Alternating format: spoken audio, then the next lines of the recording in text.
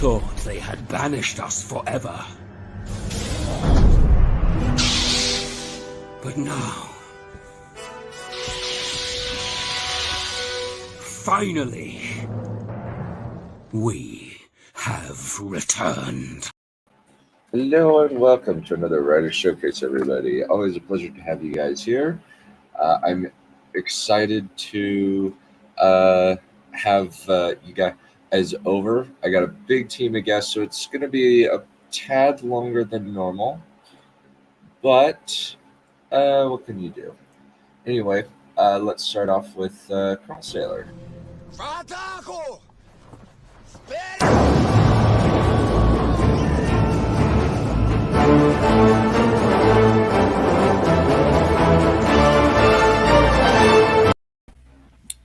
Hey, folks, I'm back. And let's bring in another one.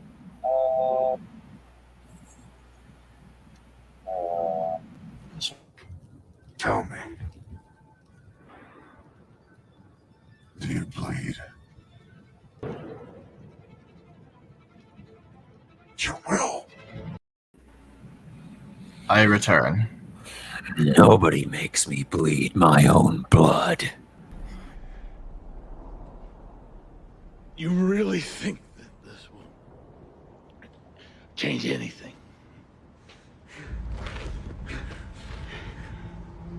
You think one man in a silly little costume will make a difference?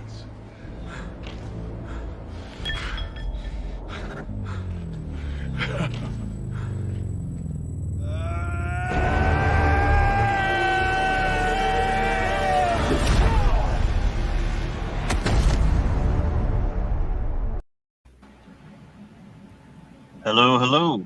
That is an awesome clip. I still haven't finished Daredevil. Dude, Vince's portrayal of Kingpin, top tier. For real. And then it got ruined in Hawkeye. So I have heard. I haven't watched it. I've pretty much skipped a majority of Phase 4, a good chunk of Phase 4. But I'm just. Holy crap! They're still making more of those. I Yes. checked after Falcon and Winter Soldier. I thought that was basically an epilogue. No. No, They've I had wish. Loki. They've had Hawkeye. They've had What If. They've had Miss Marvel. Miss Marvel. People love it. Love this stuff. Because they're stupid fucking morons who can't fucking have standards for any shit. And Doctor Strange is the second highest grossing film of this year. With number one being Maverick, yes. Yeah. I'm happy about that one. It deserves it. That was one of the best experiences I've had in the theater in a long time. Yep. Anyway, let's bring in the Noble Commando.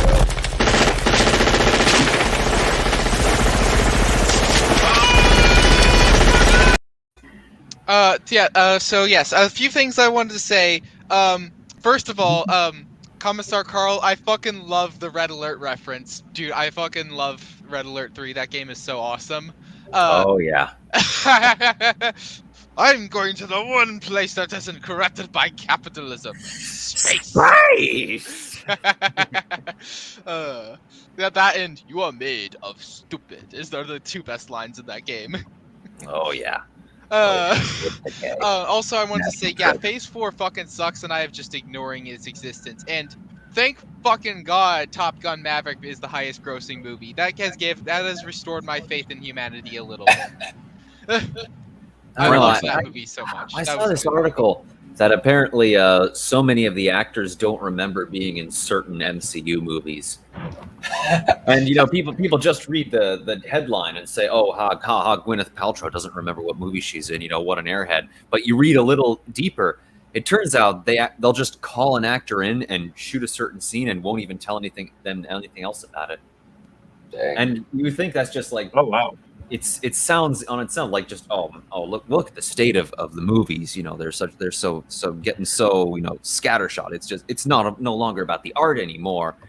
And then you read further down in the article, and it turns out the reason they do that is because if the actor doesn't know what movie they're in and what their role is in the movie, their agent can't negotiate for the pay they deserve. Wow. It's Oh, all wow. about the Wow. money, Lebowski. No. Wow. It's not about money. It's about sending a message. Yeah, the message that it's all about the money. Yeah. Alrighty. So, anybody have time constraints? I know that Oxilla basically he has a almost 40-minute recording. Yep. I was about to say, I have all day, so have me go last because mine's going to easily be the longest one. And that way, for anyone else who might need to be somewhere, you can just get your stuff done. Okay. Sounds Cool. sounds all right. Well, I mean, like second last to done, if that's what you'd like to do. Yeah, that's what I generally do. Right. I've got it queued up, ready to go. Anybody else have time constraints? I don't. Okay. I just got off work, and I got a day off tomorrow. I got nowhere to be. Okay. I do have some time constraints, so could I just go first? That way I can eat afterwards Sounds like Go a for plan. it. while you guys are doing your shit. Jump Go right for in. it. Yeah. So wait, how does this work exactly? Basically, you just read your work, and then we Okay. give you feedback. You're on next week. Next week. Next week, you crotchety bard. Hey, Tarek, welcome. Yeah, Oh. but 3 is a crowd, and you want to party. It's technically 5. 5 is a crowd now. Well, yes, but I have I'm like a black hole of charisma. I have negative charisma, so I count as like half a person. Hello, Victoria Anna. So you're like John Halo. Okay.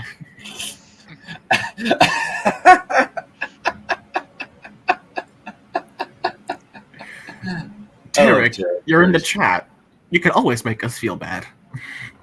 Wait, what did he say? It's not about reading the right now. It's about the factors that a lot of people and there are.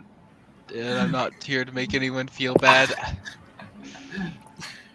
You can still do so. He's underestimating himself. Oh. He's just best in text where, like, if you've seen the replica cut, that's an example. The replica cut cracked me up. Yep. Anyway, Aspiring Writer, you're up. I am actually going to hop out for a second. I'm just gonna grab something to eat while you guys are going, so I might miss the first couple minutes. That's okay. It's a slight catch-up to what we're doing. Currently in the vampire arc of the beginning of my story, she has... So it starts off with her capturing Q, another character which we were introduced to. She then goes visit her wife in her one time off in the entire fucking year, and she's called away to a mission, much to her frustration. It's a uprising of a fairly small outpost. Uprising She goes. Vampire. I'm confused.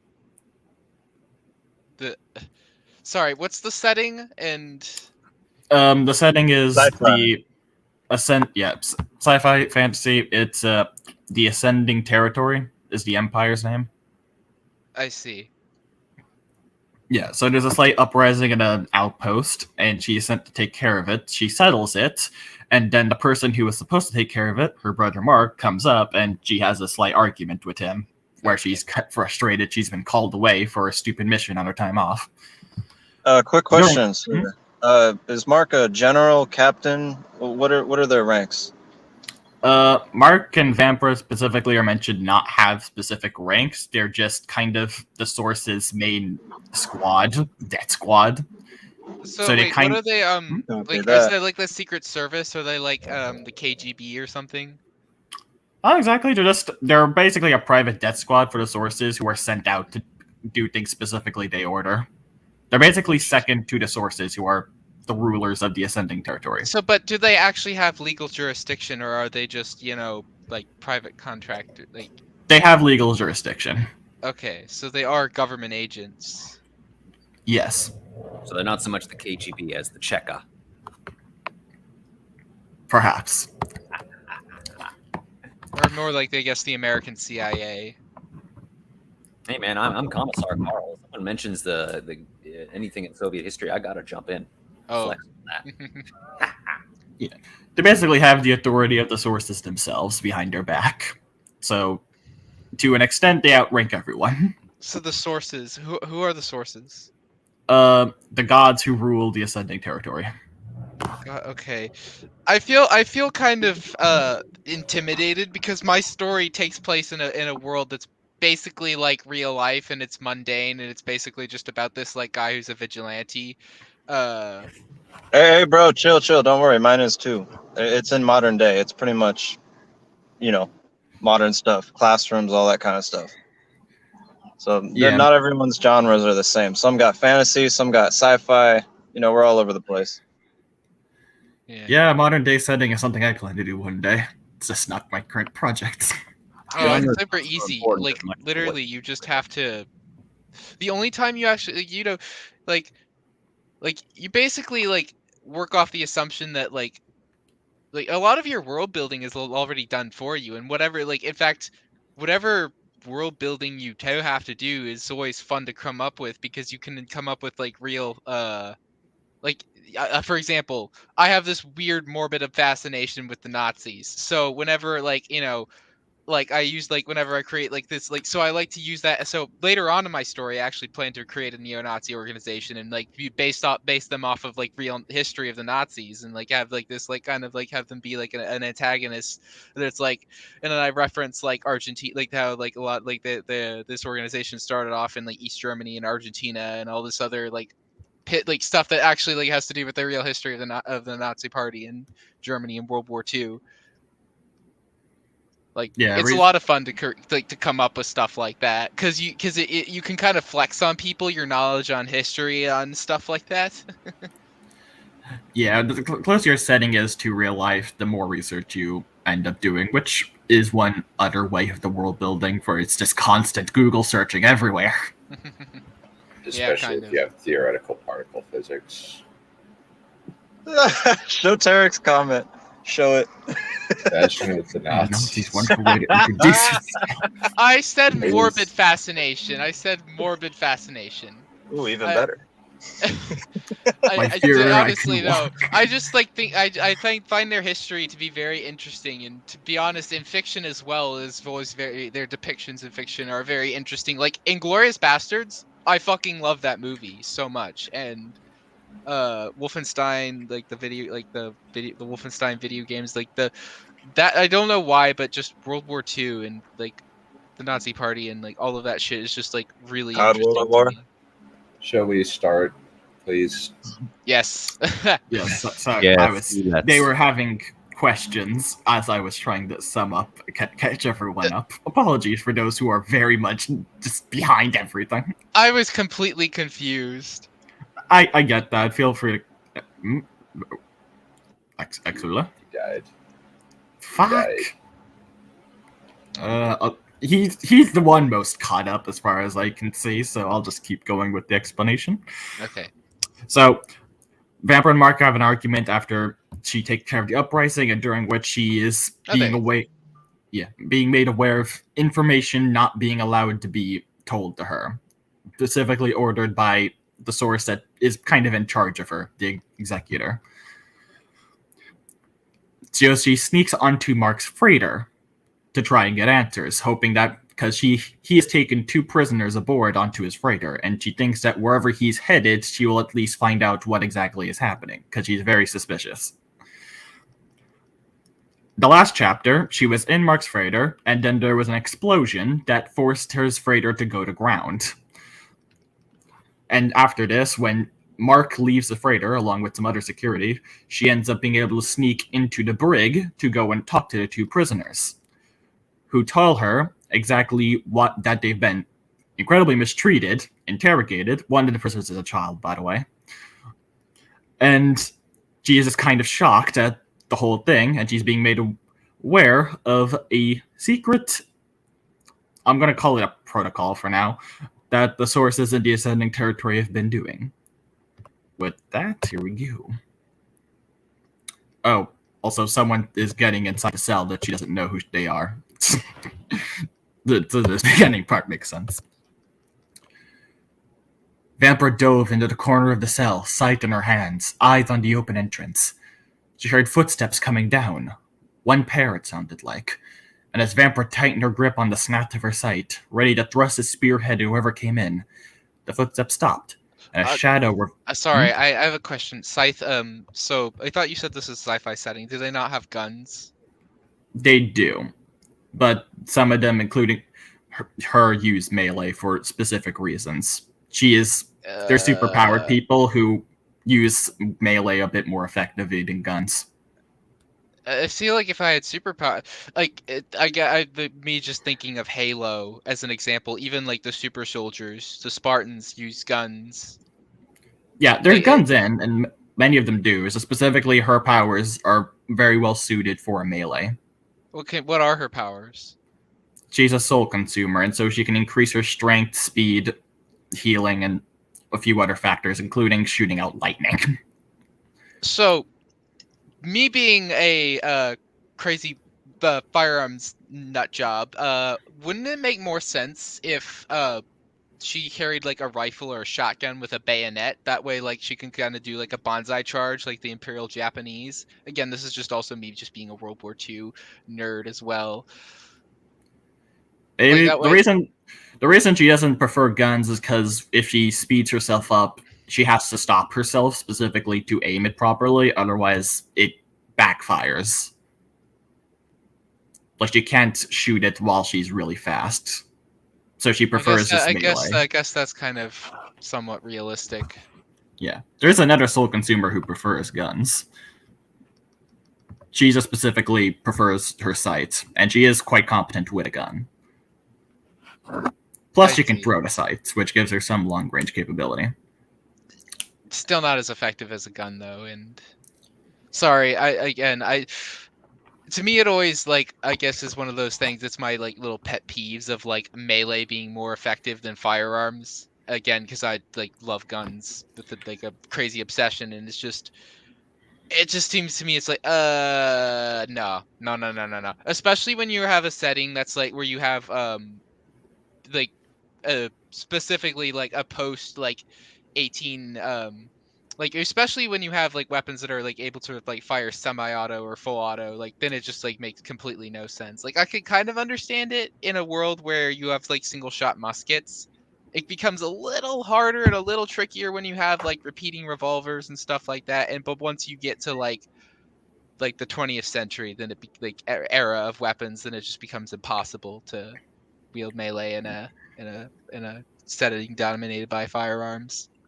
I understand that, but I do try my best to explain why she or other soul consumers use melee particularly, and also melee can be useful with other hosts who can close the range, and other hosts which are immune.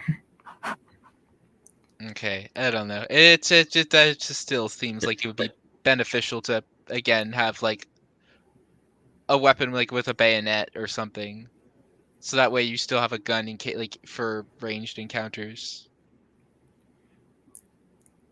There's a lot of justification. Don't worry. I don't know, because like you said, she moves faster. Like, does she move faster than whatever projectile weapons like they use? She's a soul consumer, so her speed increases depending on how many souls she consumes. So she can make herself just a little bit faster or fast enough to reach them in a blink of an eye. But you would have to consume their souls first, in which you might, She has a soul reserve of other souls she's absorbed. I see. I feel like I'm completely derailing this. I am so sorry. No worries. No, it's funny because I think somebody in the it's Akula who's pissed off at me for being a dumbass and being autistic about it. It's like, Noble, shut the fuck up and let him read his story. I'm so sorry. I'm very sorry. Yeah. I do appreciate the questions, though I don't normally get them. Sorry. And again, all of this is just my fucking autism, just tisming around. Like, it's just. Till the So, end. yes. Now I'm gonna shut up now. Ah, there we go. Sorry, I accidentally backed myself out. Noble, save it for the end. Let him present the chapter. Anyways, I shall continue. The footsteps stopped, a shadow revealing her position just out of sight, looking into the cell. "Hello?" she called out. "The guard said there was someone already in here. Where are you?" Vampa let out a sigh of relief. She hadn't been discovered, someone just happened to visit the targets while she was there. Tensing again, Vampa narrowed her eyes as she realized what a visit to the targets meant. The Maquis father let out a soft hiss as the woman stepped down into the cell, a white coat reaching down to her knees, a case in her hands. Black hair tied back from her round face, her puckered lips and dim eyes made her appear constantly frowning in distaste. Glancing around the cells, her eyes widened when she saw Vampira, taking an Yeah. Give me a sec.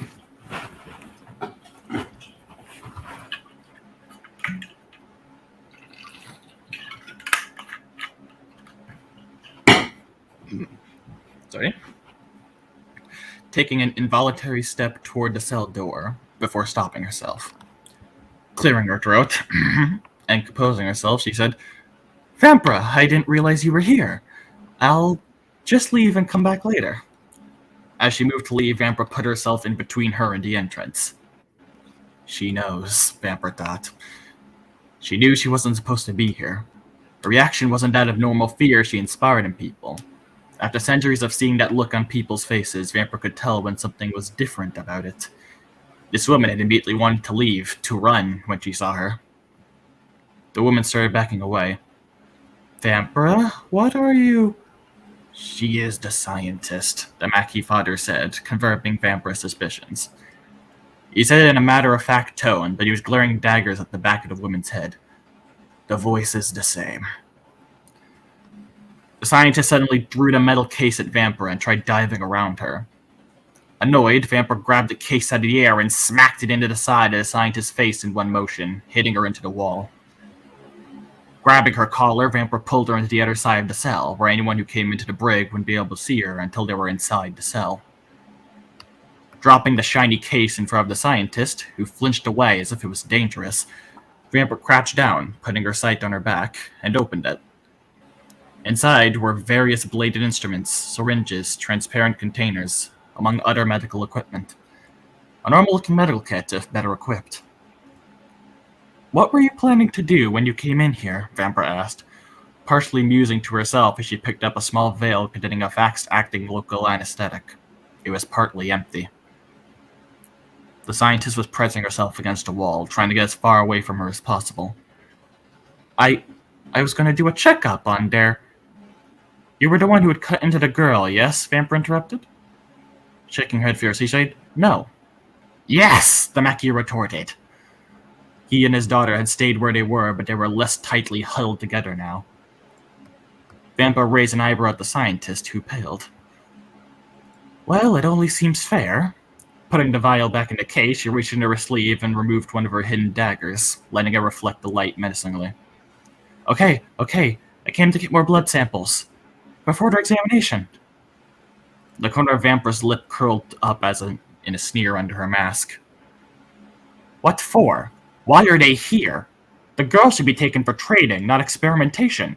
That's what we're supposed to do with hosts that fit the criteria." A scoff made Vampira turn her head. The Maquis father was shaking his head disappointedly. "That's not what they do.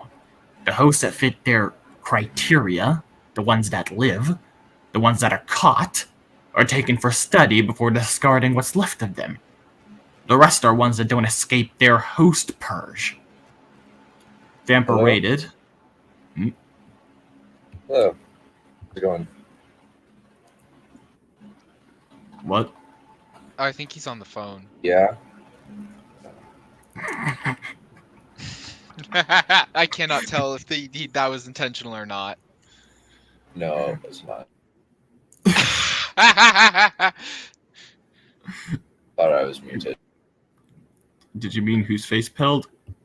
The scientist. I think I did that. I Probably think shouldn't look at the comments. The Count House, the Baleron of House of Tatters asked a pretty good question. How old is Vampira? She's 6 centuries. Oh, damn it! Wait, is that legal? I'm sorry. What do you mean legal? We'll leave this for the end. Yes, we will. I feel like I'm gonna have a lot of questions this time. Enjoying it. Vampire raised an eyebrow at the scientist. I was gonna say that's probably only because I have no idea what's going on. That's why I have a lot of questions, probably. So anyway, yeah, sorry about that. Anyway, continue. Vampire raised an eyebrow at the scientist, who paled. Well, it only seems fair. Putting the veil back in the case, she reached into her sleeve and removed one of her hidden daggers, letting it reflect the light menacingly. Okay, I came to get more blood samples. For further examination.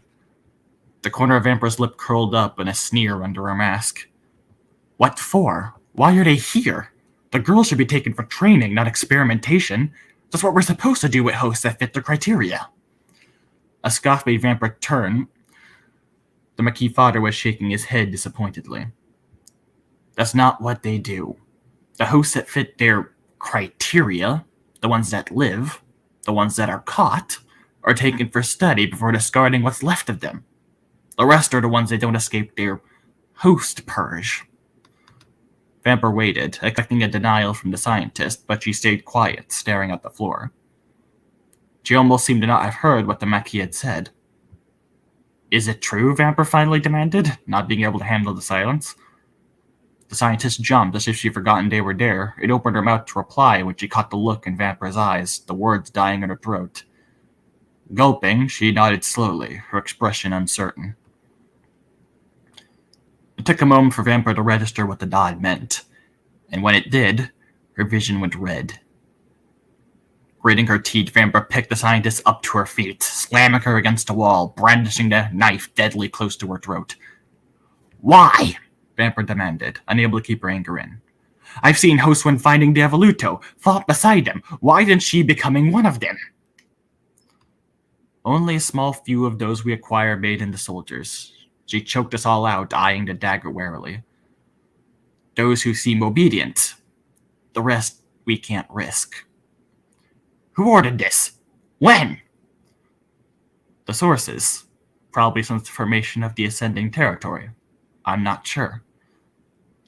No, Vampire whispered. Louder said, no, you're lying. Why would the sources do this? What purpose could come from this? She waved to Nala. Peace, the scientist croaked. Hosts are dangerous. Too dangerous for society to handle. And despite what everyone thinks, the sources can't control when they're born. If it was just hereditary, it'd be easier, but new hosts are born randomly, regardless of genetics, and that's what we hope to discover. Why new hosts are created, and how to prevent it. Vampire shook her head. No, the sources wouldn't. What about me? Mark? Phantom? Cassidy? Exceptions. She was now looking at her, ignoring the dagger. And space and mind hosts? Are they exceptions? They were classified as safe and not enough to fit the criteria. Every one of the other hosts bring with them problems. Even those 2 we spared are trouble enough. We had to create a whole institution to handle mind hosts, and the standard for every ship includes an Ethian shield for space hosts. How society is supposed to handle hosts that can any moment make themselves into a living bomb or become immortal by killing people? So you experiment on them?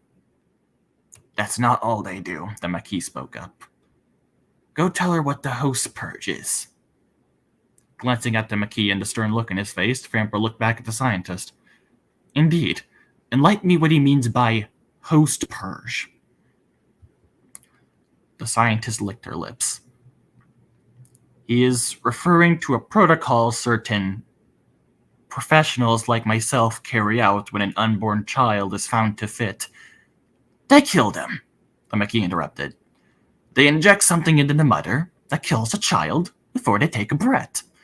The high number of failed pregnancies, the lack of hosts, all of it is dim. The McGee turned to Vampra. That's what the revolutionaries told me. Vampra became aware that she was breathing heavily. She let go of the scientist and turned away from them, hand to her forehead. This couldn't be true. Something wasn't right. How did the revolutionaries know about this? Why hadn't she noticed it?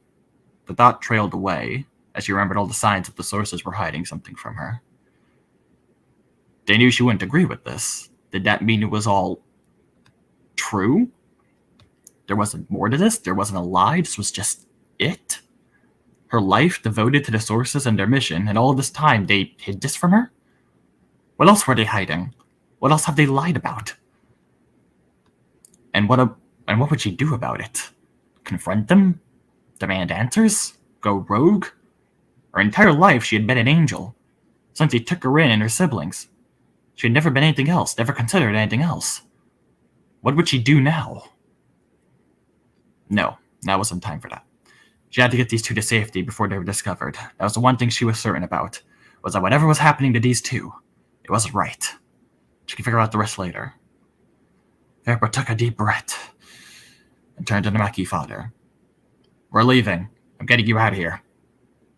The Maquis seemed to think for a moment, eyes fixed on Vampra before standing, helping Nala up.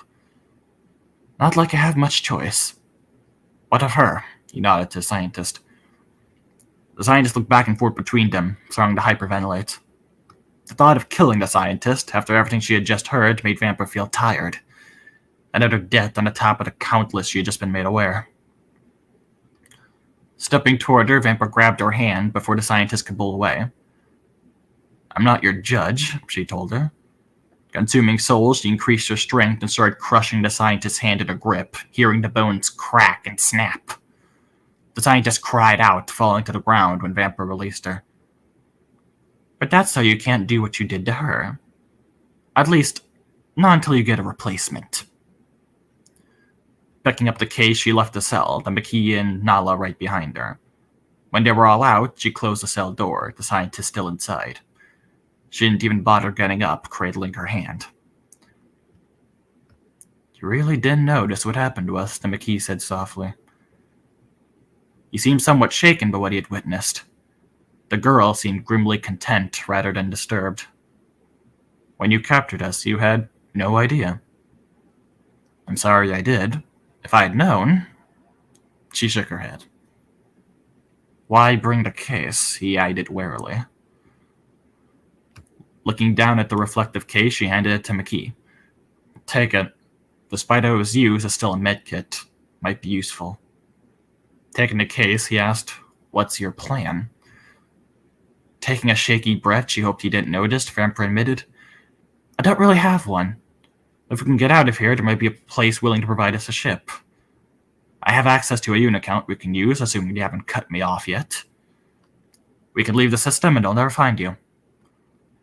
You really plan to see us through this? There's something odd in his voice Vampra couldn't identify. Disbelief? Tentative hope? Boat? Yes. The Maquis nodded. Then lead the way. Turning, Vampra pressed a panel for the brig entrance, waiting for the thick door to slide open. When it remained closed, she tried again. Still nothing. Sucking air through her teeth, she cursed. Is it locked? The Maquis asked hesitantly. Vampra didn't answer. She had taken too long. The Dialia must have sensed him, maybe even established contact with a scientist. The guards had been ordered to lock her inside, and Mark would be on his way, if not already. She had failed. No, there's still a chance, she told herself. I can still get them out. Get into one of the cells, she ordered. Clear the corridor. I can't risk you getting in the way.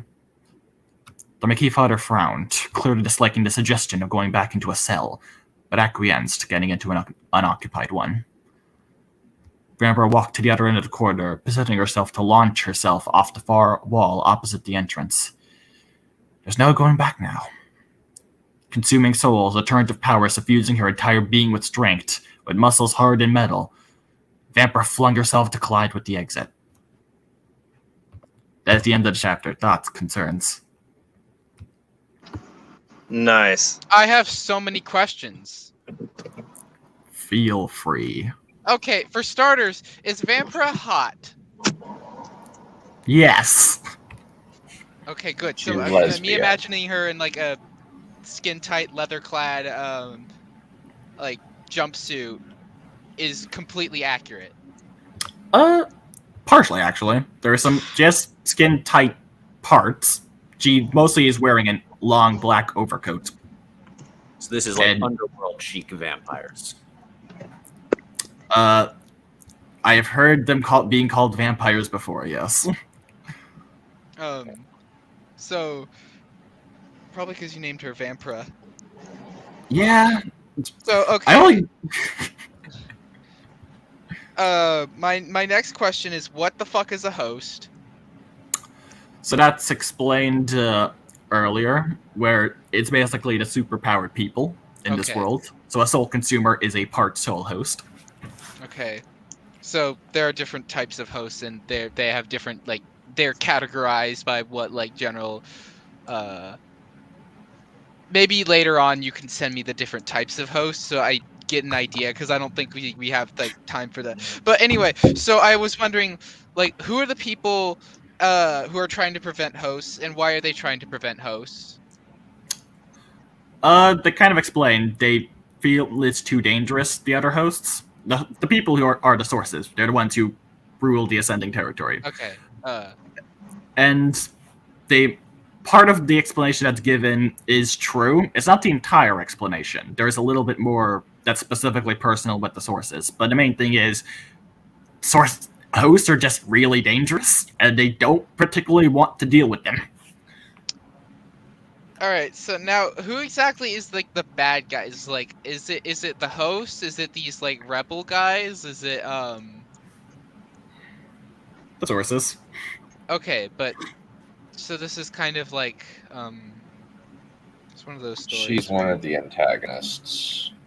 She is on the antagonist side, yes. Well, okay, Though yes, she but is- it's like a Prince Zuko arc, you know? Yes. Okay. Oh, Victoria, that's a good comment. mm, Not knowing the whole lore is difficult to be sure, but I think I grasped a quite interesting ethical confrontation. Should the unfit, the remaining, the conquered be improved for their own? Presumably their own good. Mm. Yeah, I've been following the showcases and following this story, and just imagine you got your week off of vacation, and then you accidentally get called to this battle, and then right as you're about to head back to your wife from that battle, you find out a child is the prisoner, and you're like, okay, I need to figure out what's going on here. Sorry, Cassidy, you're gonna have to wait, hold on. Wait, I thought Vampira was straight. Nope, she is lesbian. Damn it! He explained that earlier. He said that Vampira had a wife. Yes, I didn't. Cassidy. I probably missed that because I was jotting down notes of things that I wanted to ask. Yeah. I would recommend questions. Put them in the comments so that way you can find them later. Well, I was writing it down on a piece of paper, but that's the thing, though. It's like I was probably paying more attention to the notes that I was writing down than the part. So, but that comment about an ethical concern, it kind of reminds me of one of the Halo books I've read, where they're like, it's like where Dr. Halsey and Chief Mendez are having this fucking salty debate on whether the Spartan program was ethical or not, and it's like both of them like partook in the Spartan program of abducting children and turning them into super soldiers, but like it's like I don't care. I you know what I mean? It's like I don't know if that's supposed to be the tone, if I'm supposed to be like, oh, like that's like the purpose of the story, but generally like when people are like having like these philosophical debates, unless it's like really unless it's like something that like unless it's like something I've never really thought about or considered before, like in Ghost in a Shell, then it's something I usually don't care about. Like, you know, That is a you problem. yes, okay, thank you. So that's so the way it was written is intentional. It's has nothing to do with it just being like, okay. It's not just like, great. Yeah. So, anyways, I love how you're connecting it all together, showing what's going on here. I missed a little bit of a portion. I lagged out for a minute. Was there something about a puppy? I saw it in the comments. I was like, wait, what? Puppy? Or like a dog? There was no puppy or dog. Oh, okay. I don't know. I'm tripping. Never mind. I don't know what I was reading then. Good or be selected for the good of the general. You can give a grim dark tone by exposing those unfit point of view and a rejection of the improvement. Victoria makes it sound very insightful. Yes, I'm, but again, I like literally know nothing about this, and it's just, to me, it's just like, it's funny, because, like, the other night, I was able to, like, it's so funny, like, it's, compare this to a story, I know this is gonna sound insulting, but compare this to I was watching the other night, 4th of July, I was watching the last half of, Team America, World Police. Yes, I know, the fucking hell, Noble. But anyway, it's just funny because, like, even though I missed the first half, I was able to understand exactly what's going on. Okay, everybody's mad at Gary, and the Film Actors Guild and Kim Jong-il are a part of some nefarious plan to take over the world, and I was like, which the Film Actors Guild, fucking hilarious acronym, by the way. I'm not gonna say it on stream because it's probably not appropriate for YouTube. But yes, I know, but I know I'm kind of getting off topic. But yeah, I understand exactly what was going on in that later half of Team America, whereas here it's a little bit harder to like understand. It's like I understand it's like, okay, so there's scientists and that they're like some guys that are bad guys and that they're doing things to children and that there's these people with powers, and it's like all of this stuff is just kind of like going over my head. It seems a little bit I don't know. This probably is not a problem this is just probably more of a me problem. I'm just like pointing it out because I think, like, I don't know. You might want to read more stuff with complex ethical questions and get used to asking those questions, or even just the same ethical questions. A suggestion for that: Stormlight. Just read Stormlight. There's a slight ethical question there. Is that a fantasy book? Yes. Yes. Fuck that shit. Nah, I don't read fantasy. Make sure when you attend these to pay very close attention to the recaps people give before they're presenting, in case they've been doing a story they've been doing for a long time, for months on end. Definitely Carl's, for example. Like Commissar Carl has a story that he's been presenting for a minute. That's why I ask questions during. That's why I ask questions during the presentation, just to clarify stuff. Well, just wait until the end, because otherwise we'll be here all day. Sorry. I have just reached a comment where you got the puppy hitting the car. Very amusing, Derek. Sorry about that. Shouldn't have brought that up. But like, yeah, it's fine that you're it's fine that you're a heretic, Noble. It's totally fine. Yeah, I understand you're lost. At the very least, I don't know. I guess to me, it's like, what are the things that I like? It's like I like well, I guess I like history, but I like history. I like guns. I like I don't know, space. I like like espionage. The one thing about fantasy I like is the occult and the supernatural. But other than that, like this whole magic shit and all of this, like, oh yes, the swords and sorcery and all of these like wizards and elves and dwarves, like, yeah, I don't give a shit. I want to see fucking like just, it's like you can have it. Like, I don't know. It's just like I would much rather. It's probably one of the reasons why I like anime like Hellsing, where it's like, yeah, it's about vampires, so it has the supernatural, but they also use guns. So I just fucking love that show. I don't know. That's just me. I don't know. It's just the swords and sorcery thing is a stereotype that does not apply to Brandon Sanderson or Joe Abercrombie. I just use swords and sorcery to just or even refer the to a tropes. medieval fantasy setting of like, yes, we live in a world where there are no, where there's no smokeless powder, there's no automobiles, there's no, it's just Yeah, old timey old world with like that with made up cultures that like aren't based off of any like which they're maybe yes they're based off of like real cultures, but they're like we have like but they're fake cultures and like they're like it's not like and there's like yes there's a history to the world, but it's based off of weird fantasy stuff and I don't know, it just like kind weird of fantasy stuff. Like, what do you mean? I don't know, like you have like magic and like magic is such an important part of our history and lore, and like the Lord of the Rings, the rings are an important part of the history and lore. It's like these magical things, and it's like Sauron, this powerful person, is like blah blah blah, ruled the world, evil stuff. It's like it just feels That's not the case in Ace in the Stormlight Archive. It's basically an anime with guys wearing power armor, semi-magic power armor, and using swords as long as the dude is tall, it basically cuts through anything like a lightsaber. weird. Okay, I didn't know that. The author does basically describe it as fantasy mecha suits and lightsabers. That sounds very I can see why weeaboos like that. It's funny, I don't really care for mechas either because my fucking autism just prevents me from enjoying it and turning my brain off and just like, that's illogical. Why not just use the tank? Well, again, fantasy mecha. It's just a comparison because that's basically how he's inspired to do what he ends up creating. And He's a good writer. Mistborn Era 2 has guns. So And will Oh my eventually god, be that's sci-fi. funny. James Knighton says the exact same. Noble, I too struggle with my autism as well to try and push it at the best.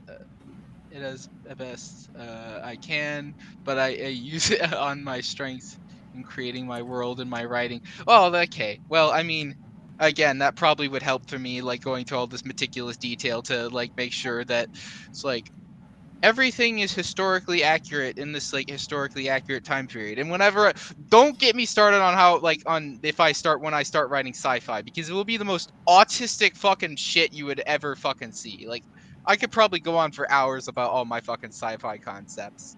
And just on the guns alone, and just like on how power armor alone works is just a fucking autistic rant for another day. Anyway, so who's next? Any further comments, questions, or concerns?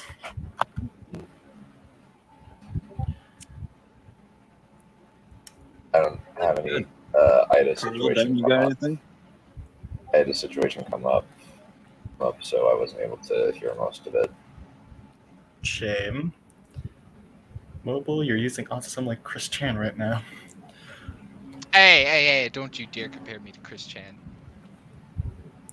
Wait. What do you mean You mean I'm faking being autistic? Like Chris Chan fakes being a tranny? I don't fucking know. Ask Tarek. I don't know. I don't know. I don't know. I feel like just being compared to Chris Chan really fucking hurts. Well, aspiring to answer your question, things are getting very interesting, and I'm quite excited to see what you're going to do with Vampira's character next, as well as the connections to the rest of the cast. Oh, that was another question I had. It's like, what is Vampira's character? What's her personality? I don't really understand it. She seems. I was gonna say she seems very like she wants to do the right thing, but she's very hostile about it. Like, I don't know. It's like she seems like the kind of girl who would beat you up. Like, she's like very like always like very like angry and pissed off, I guess. She is not Riva. She is in a similar position to Riva, and because it is, she will act Riva? stern. You haven't seen Kenobi. Oh, this is She's the token Black Sith. Okay, compare this to what's something I've seen that like is comparable. Basically with her, she's being particularly aggressive right now because she's having her entire world kind of flipped upside down. So she's in particularly a bad place that is kind of like, what the fuck? Especially toward the people who are telling her, oh, by the way, you've been helping us commit, what's the word? Hostile eugenics. Enforced eugenics. Ethnic purging. Sure. So I guess to put this into terms, it's like POV. You just found out that the Nazi Party is actually evil, and they've been they have concentration camps everywhere, and they've been killing Jews, but in space and with people with superpowers. Yeah, that's currently kind of a realization. Yeah. Her being aggressive is particularly because of that. She is not just angry. She is stern because she is the commander of the most feared squad in the whole Ascending territory.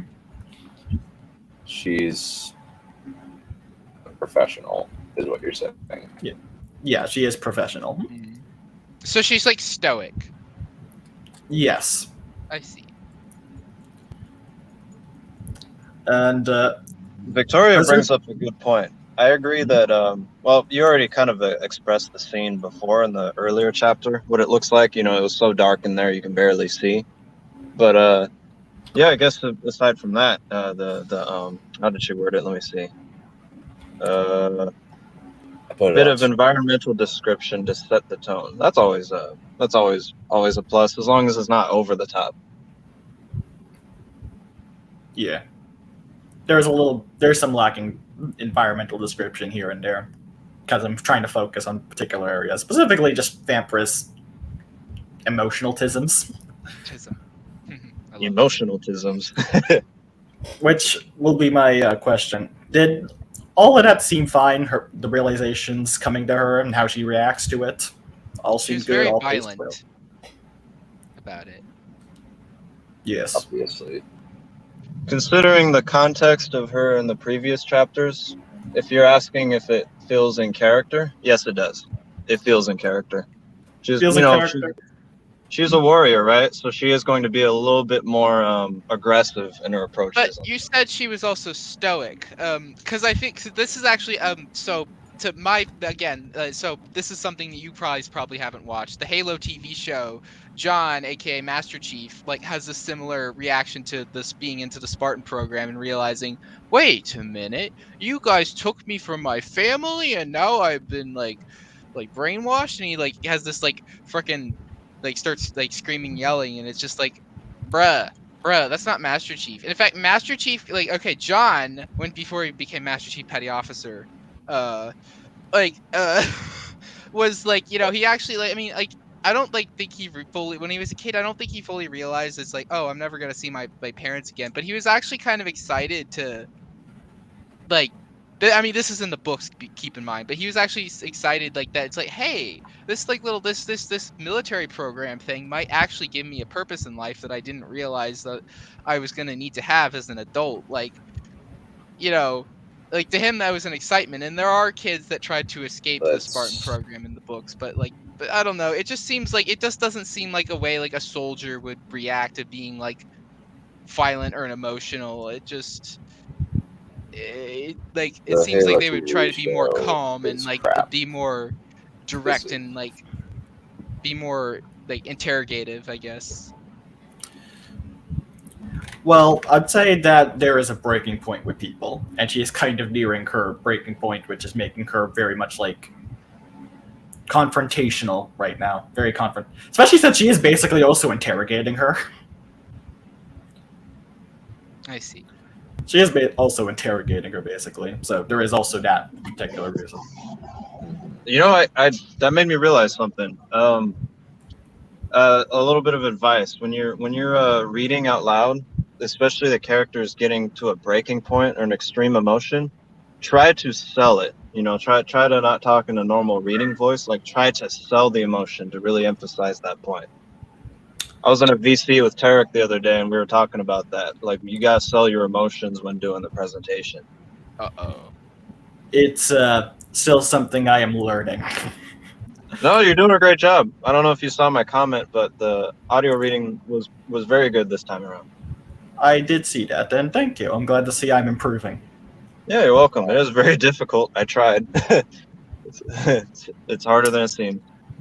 Alrighty. Well, thank you for everything. I hope you all look forward to the next chapter. Oh, we do. We very much do. Yeah, Commando, feel free to put your questions into comments. Oh, okay. So, who's next then? Let's just do Noble. Okay, because I've been interrupting and being kind of rude. I'm sorry about that. It's all right. I understand that Your first you're a young person and that you're working on developing social skills. So it's fine. I give you some measure of leeway because of that. Okay, well, this, let's see. If you don't mind, would like to actually share this on screen. Here it is. So that you guys can actually see it, as well as like me poorly reading it. I also posted the link to the this in private chat so that you guys can view it. So this is I call this the third draft. Well, it technically is the third draft because I have modified it. It's mostly the second draft because I haven't actually changed much yet, other than a few grammatical mistakes and just some stuff that doesn't like look like, that just doesn't sound right and doesn't. There's also a bunch of like right here, like why is that there we go. Like why am I like the formatting is inconsistent, so fix stuff like that. Okay, yeah, blah, blah. Oh, Jesus Christ. This is so cringe. I'm just... Alright. It was at 2 a.m. on a Thursday morning. John flipped the switch of the light...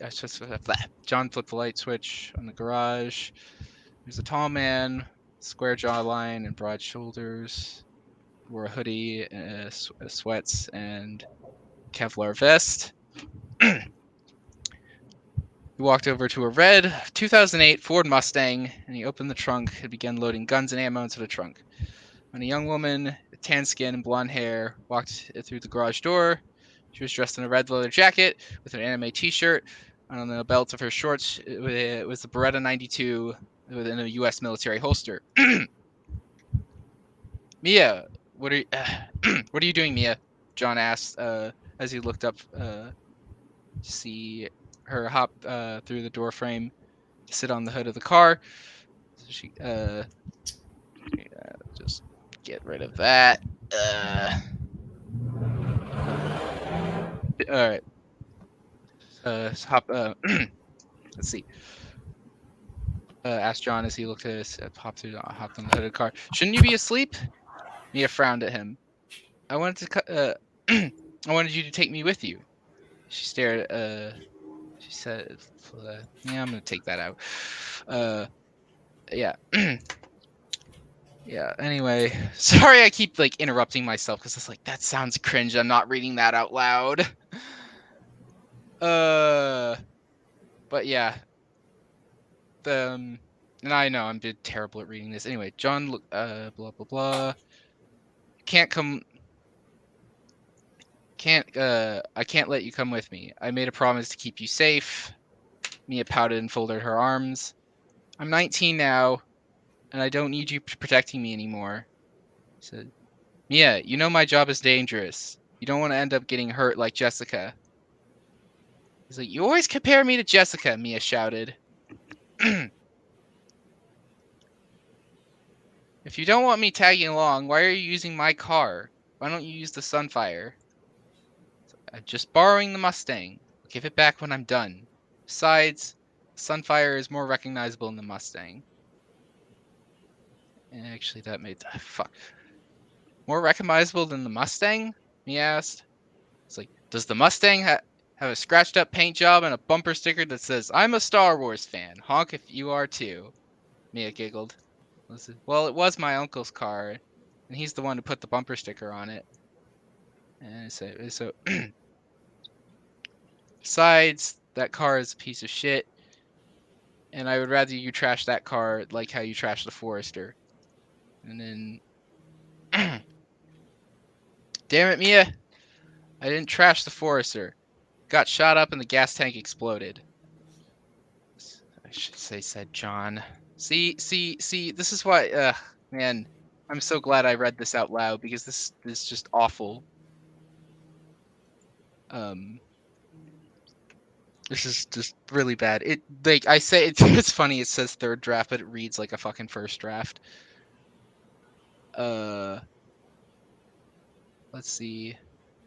You're so worried about the car getting destroyed. Why are you sitting on the hood? You might dent it with your weight. Mia jumps off the hood. Are you calling me fat? No, but your ass is still too heavy for it. She said, fine. But if you are gonna take my car, at least let me drive.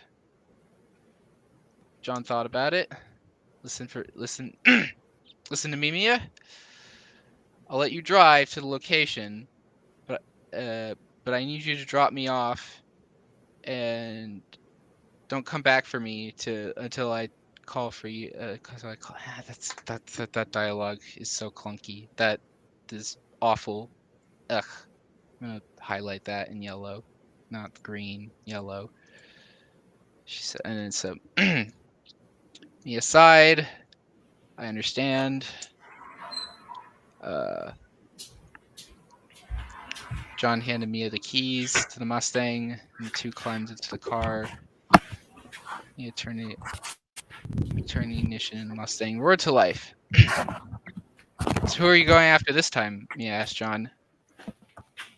The cartel.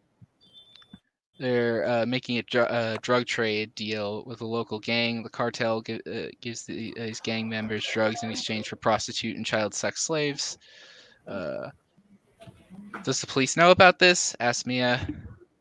They know, but they can't do a damn thing because these guys aren't citizens. And right now the feds are tied up in a manhunt for some serial killer. And so Mia says, is that why they hired you? And John says, bingo.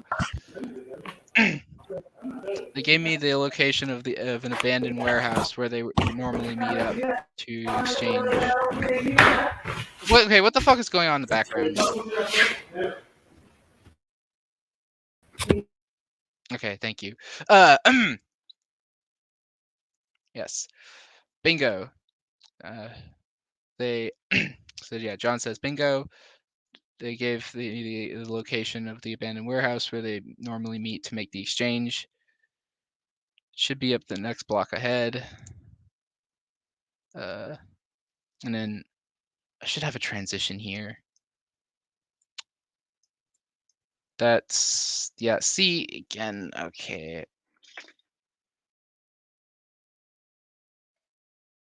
Okay. That's close enough. So John instructs me as she pulls to the curb. I want you to pick me up here at this exact spot.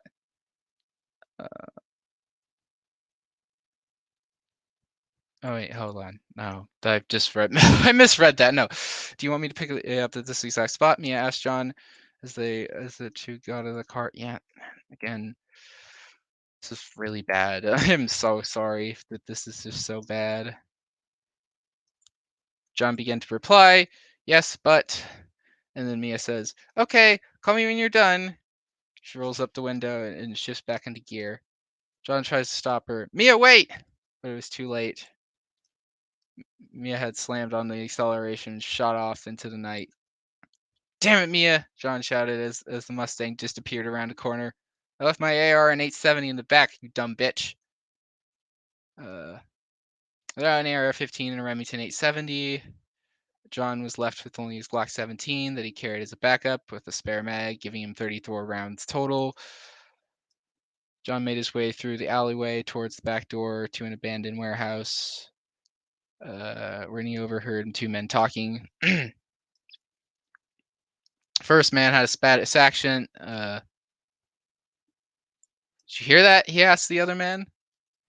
Sounded like a car drove through here. Said, ah, shit, man, said the second man. You think the cops are on to us? And he says, no way. Sounded like a V8, some kind of sports car, maybe. It's like, damn fool thinks he's some kind of hot shit coming along with a car like that, said the second man. Yeah, I don't know if that dialogue sounds racist or not. I'll probably change that. That does sound kind of racist. Anyway, it sounded like the car dropped someone off. You think we should check it out? As the two guards argued, John pulled up his bandana and confronted the two men. All right. Get lost, gringo, says the first man. He shouted as he levered a double-barreled shotgun at John. And he says, oh, fuck, shouted the second man. That's the motherfucking hood. The motherfucking who? Asked the first man. He's the hood, replied the second man. When he shows up, he means some serious biz. The second man was interrupted by gunshots from John's Glock. He pumped 5 rounds into the second man's chest. The first man fires a slug at John. The shot went wide and hit a nearby trash can. The man adjusted his aim. As the first man adjusted his aim, he took a 9mm right to the shoulder before the John shot him again in the neck and forehead.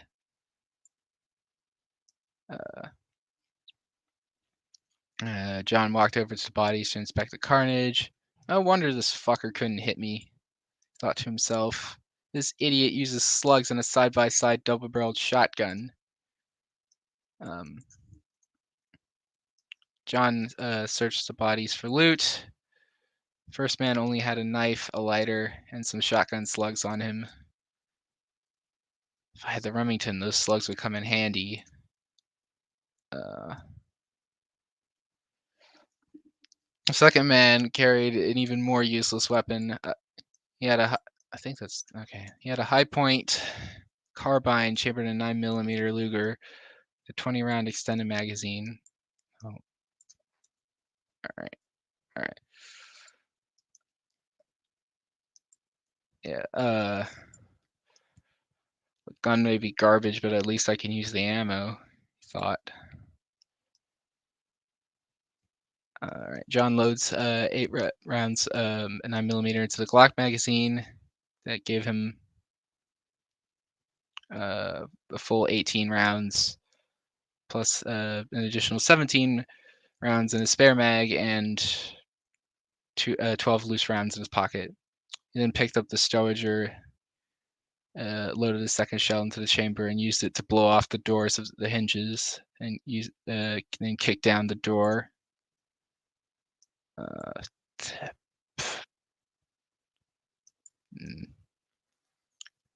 John stepped through the door frame to be greeted by a room of total of 12 armed thugs with wooden clubs, metal pipes, 38 caliber Smith & Wesson revolvers.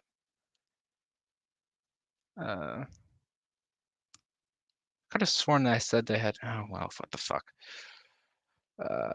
38 caliber Smith & revolvers and Mossberg pump action shotguns. They were definitely well more armed than the 2 guards outside. I could have sworn I gave them semi-auto AKs as well. Oh well. Man, note to self, I should definitely edit this and make sense more before I start reading this, because this is really bad. I knew it was bad, I didn't realize how bad it was. Alright, the men with the guns shot at John from the upper platforms of the warehouse as the men with clubs charged his position. John rolled over to cover and reloaded the Stowager, firing both barrels at the same time. Aiming to the closest goon, both slugs ripped through the man's torso, tearing out chunk of flesh and bone as the man collapsed to the ground. John loaded 2 more shells into the gun and blasted the next goon into a red paste. The third goon John blasted the third goon before the remaining 3 got close enough. He then, as they rushed his position, as they rushed his position, John crawled to a new location. Fucking hell. I hate this so much. It would probably be worse if somebody else was reading this, because then they'd be like even more confused. Jesus Christ. To a new location while switching to the Glock as he provided himself covering fire. One goon took 2 bullets to the leg. John finished him off with a headshot. While behind cover, he loaded the remaining 12 cartridges into the magazine, giving him 16 rounds in the mag. Back to 34. Better make these count, he thought to himself. John loaded the magazine back into the Glock and then jumped over the crate as he was hiding behind. Then rolled behind the rack of smaller crates. 6 men from up top shot at him, starting their fire so that they would cover each other while reloading. Okay, that makes sense if they don't have automatics. Again, also I apologize if there's too much gun autism and you have no idea following of like the different guns. I didn't realize that would be a problem until, I read this out loud and I realized, wait a minute, these guys are writers. They don't know anything about guns. But anyway, he shot the 2 remaining thugs, using 3 shots for each. First man dropped to the floor. The second man staggered and kept running. John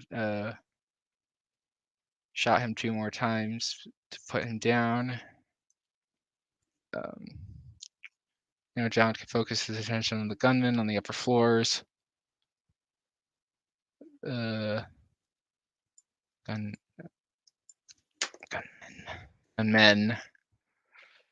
began to split up, cover more ground. They were going to surround him, pin him down.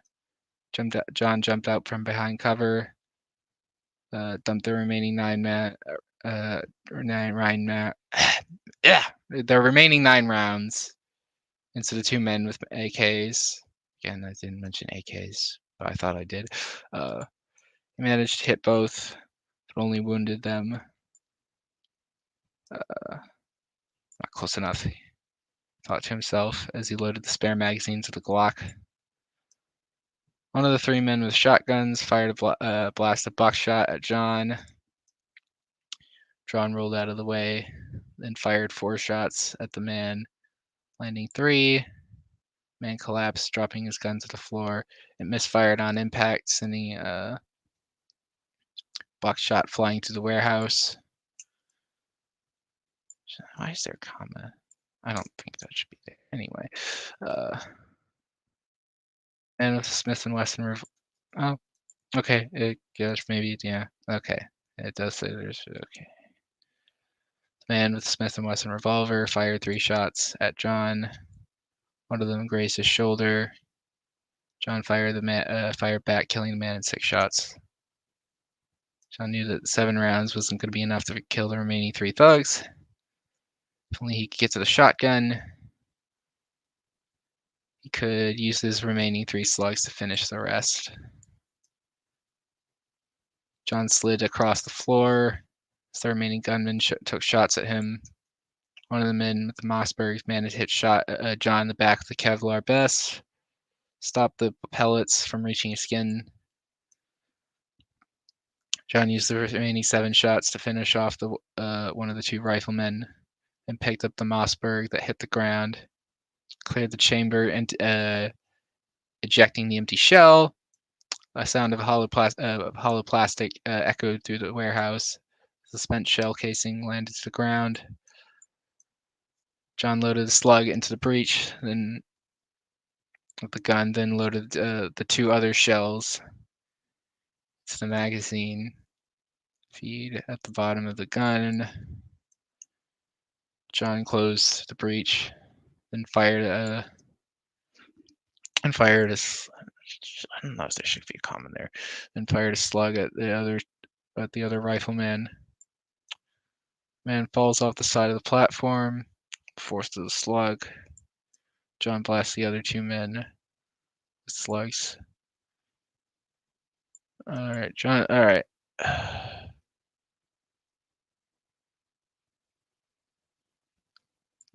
I should probably start a new paragraph there. Okay. John started to secure the area when he felt something strike him in the back of the head. John turned around to see a man standing before him. The man was tall and muscular, wore a tank top and cargo pants, and his arms and chest were covered.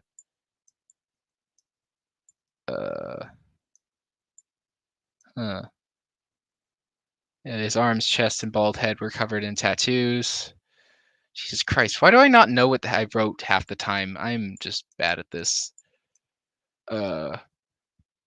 John pulled the trigger of the Mossberg, but heard a metallic clicking sound when he tried to fire the gun. Shit, it's empty, he thought to himself.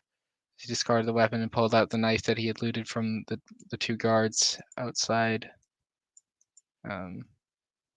John charged the tattoo man with the knife and swung for his face, but the tattoo man caught his strike, then threw John to the stack of cardboard boxes.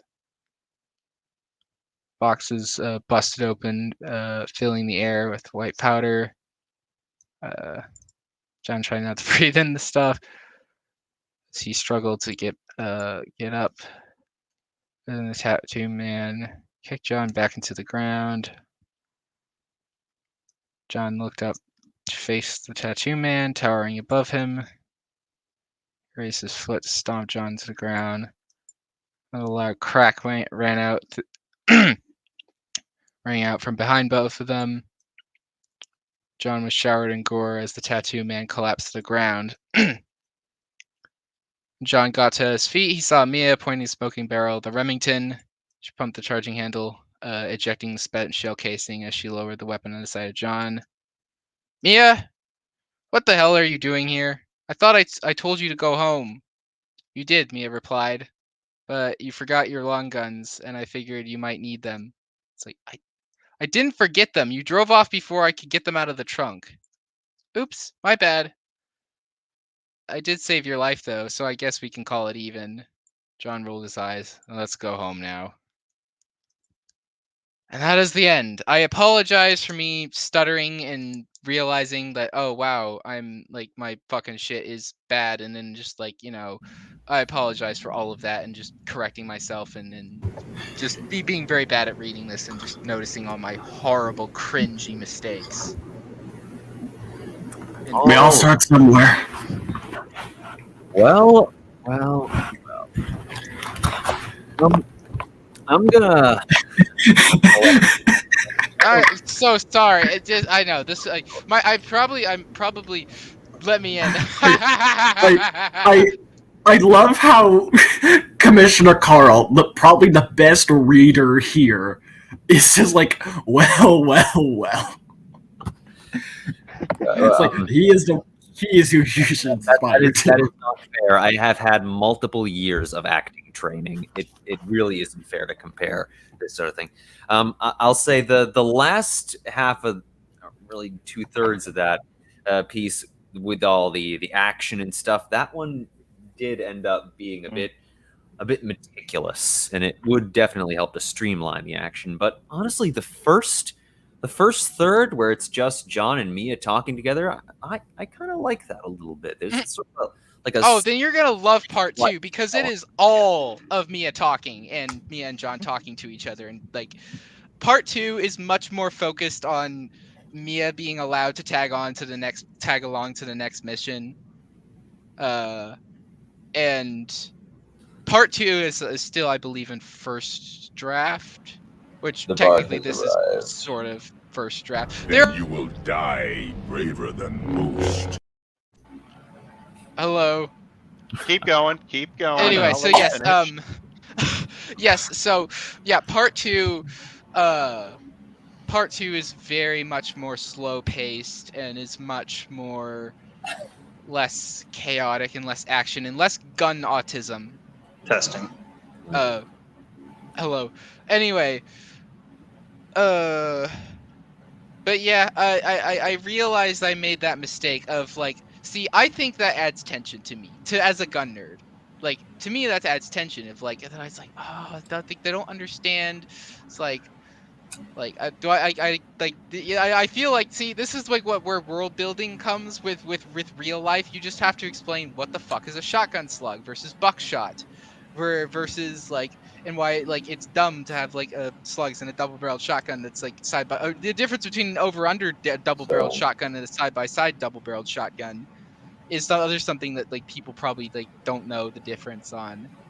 And have you read I guess, what are your fictional examples for what you're trying to convey? I'll be honest, my brain works more in visual mediums, so yeah, I can very much see that. It very much seems like a blow by blow. You know, there's not so much of an introspection. We really, I mean, this isn't really the sort of thing you would expect to see emotions from, because the adrenaline kind of would drown that sort of thing out. But yeah, it's much more focused on what the action is, rather than a particular character motivation. Okay, you say streamline the action. Do you mean like get rid of all the gun autism and just like say like shotgun? Like, yeah, I think that the audience can at least part of it. Also, there is one line in particular, the line where the two characters, one of whom is Spanish, and one of them says, "Oh no, it's the Hood. Whenever he's around, that means business." yeah, That sort of line in particular sounds really. It sounds like you bad. just need to shoehorn in some exposition. It's an as you know line without being an as you know line. Well, it's not an as you know mine, because the first guy doesn't know who the fuck John is.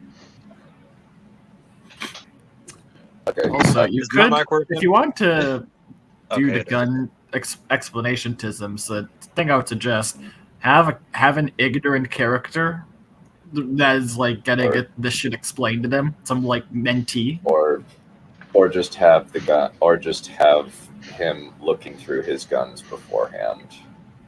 I mean, this is something that that Crichton especially does very well in Jurassic Park, in Sphere. He composes teams that are multidisciplinary, and there's always some person on the team who doesn't know what another person is talking about. So that person always has an excuse then to explain their discipline to that character, and by extension to the audience. So the Crichton maneuver in this case, Which is interesting, because I do actually have a plan for a third character, who I call Lucy Sanderson. She is, kind of useless. I don't know what nicer way to put that. She's the fish out of water who is needing to be explained to. Kinda, yeah, basically. Like I mean, that's kind of also Mia in a little bit of the ways, because like the whole like kind of thing that's like I'm kind of setting up, but like this whole action scene probably drowned that out, is like that Mia wants to do the same like kind of thing that John does, which is go around like killing bad guys, but like John doesn't trust like Mia to do that, and is like worried about her safety. It's, yeah, I don't know, like it, like kind of like I feel like that kind of gets lost a little bit, and again, that's something that really gets highlighted in part 2, which part 2 is finished. So I could show you guys part 2 at a later date. Part 3 I'm currently working with. That's where I introduce Lucy Sanderson, and that's where, you know, we introduce a character who doesn't you know, might be a problem there. What is the conflict about? You know, with regards to this new character, specifically the one who is useless, doesn't know anything, I would advise you to get them into the narrative as soon as possible, so you can start getting some natural exposition in that regard. Oh, that's a great idea. Yeah. Is there an ethical conflict? I guess the ethical conflict would be, I guess the closest thing, again, part 2, the closest thing to an ethical conflict would be in part 2. I guess I could shoehorn some bullshit about like vigilantism versus like, you know, like actual like legitimate law authority, because they like these guys are acting outside the law. And even though the police like gives them supplies and gives them like locations, gives them like a list of people to take out, they aren't exactly operating within inside the law. And John later explains to Mia, because Mia doesn't know anything about this job, like doesn't understand like anything about him, like it is vigilante bullshit. Like she like doesn't understand, because actually it's funny because it was the scene I was writing this morning, in fact, like where Mia replaces the Pontiac Sunfire with a Dodge Viper, and that kind of pisses off John because it's like we don't need another fast car. And he kind of explains to Mia, it's like that Mia, the police are going to chase after us in the car chase, and if they will arrest us if they see us shooting people. It's like you can't like act like an action movie hero. It'd be all cool all the time. You have to think practically and realistically. Which, you know, because Mia's like young and she's kind of stupid, but not stupid, but Naive. She's got yes. a good heart. She has no street smarts or know-how. Yeah. She has like, yeah, she's like, she knows her stuff when it comes to cars, and is somewhat knowledgeable on guns, but although John is significantly more knowledgeable on guns because that's his realm of expertise. So I guess the question that is being asked is, is there an internal conflict and external conflict, or is it just kind of a very simple shoot 'em up kind of thing? I guess it is kind of a simple shoot 'em up. Like again, the conflict I guess would be on whether or not like Mia like would be like is capable of this job or not, of capable of being a vigilante, of like doing like these dangerous things and fighting bad guys. And I guess that's like the kind of thing, and I guess I could shoehorn is like, are these guys like are they really the good guys? But that would be kind of bullshit, and I know it, because I really do want to make all the bad guys in the story just like cartoonishly evil. And I guess it kind of is a shoot 'em up in a way, and that's like I guess the entire point is what they're doing is they're like fighting against people that are. It's like Commando. You don't really come to Commando for philosophical. I guess it stuff. more so. It's more like the Punisher, where like again, like I guess we're like, I don't know. I mean, in terms of basic. I mean, in terms of like Commando doesn't really give a crap about the ethical quandaries of stuff. Yes, very much so. I will say though, I guess it is more so like, you know, like technically what these characters are doing is illegal, but like the people that they go up against are supposed to be so horrible and evil, and that it kind of makes it worth it in a way. You know, that like, again, part 2, like in particular, that's just like some really fucked up shit in there. I should have showed you guys part 2 instead of part 1. I realized that maybe part 1 is just complete dog shit. Maybe next time, I don't know. Maybe, yeah, like next time, because in fact, it's so funny because I mentioned a serial killer that the feds were going after. That serial killer is the same serial killer that shows up in part 2. That was a big honking red flag. We are definitely going to meet this guy. It's not even a spoiler at this point. So my Chekhov's gun worked a little too well. And that's a good question, the Chapel, and there's never a case where they shot the wrong.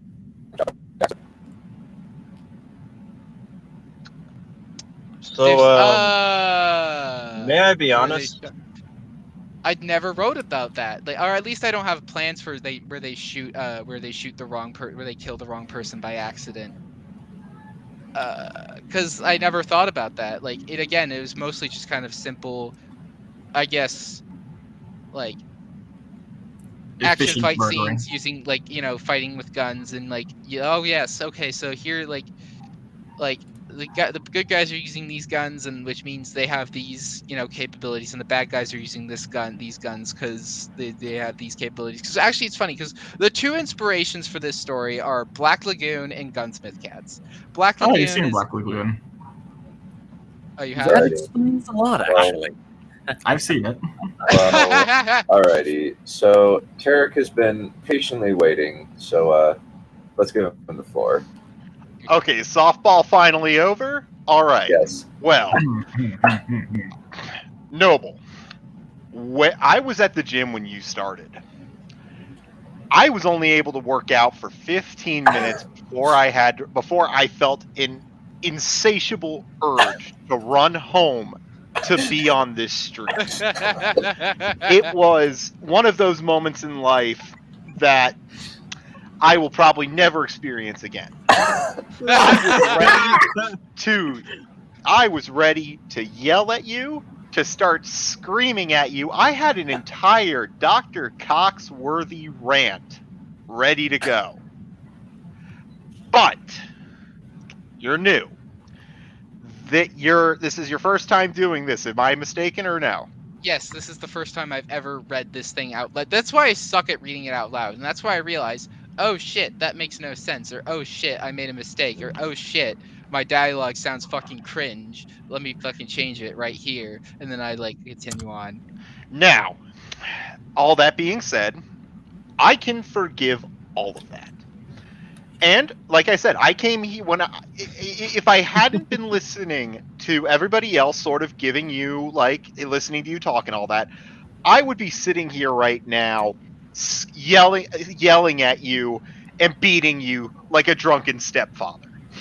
Honestly, if you want to give me like actual criticism for my fucking like... Oh no, it was all actual criticism. I was just going to deliver it in the meanest way possible. Okay, but if you want to do that, feel free to DM me.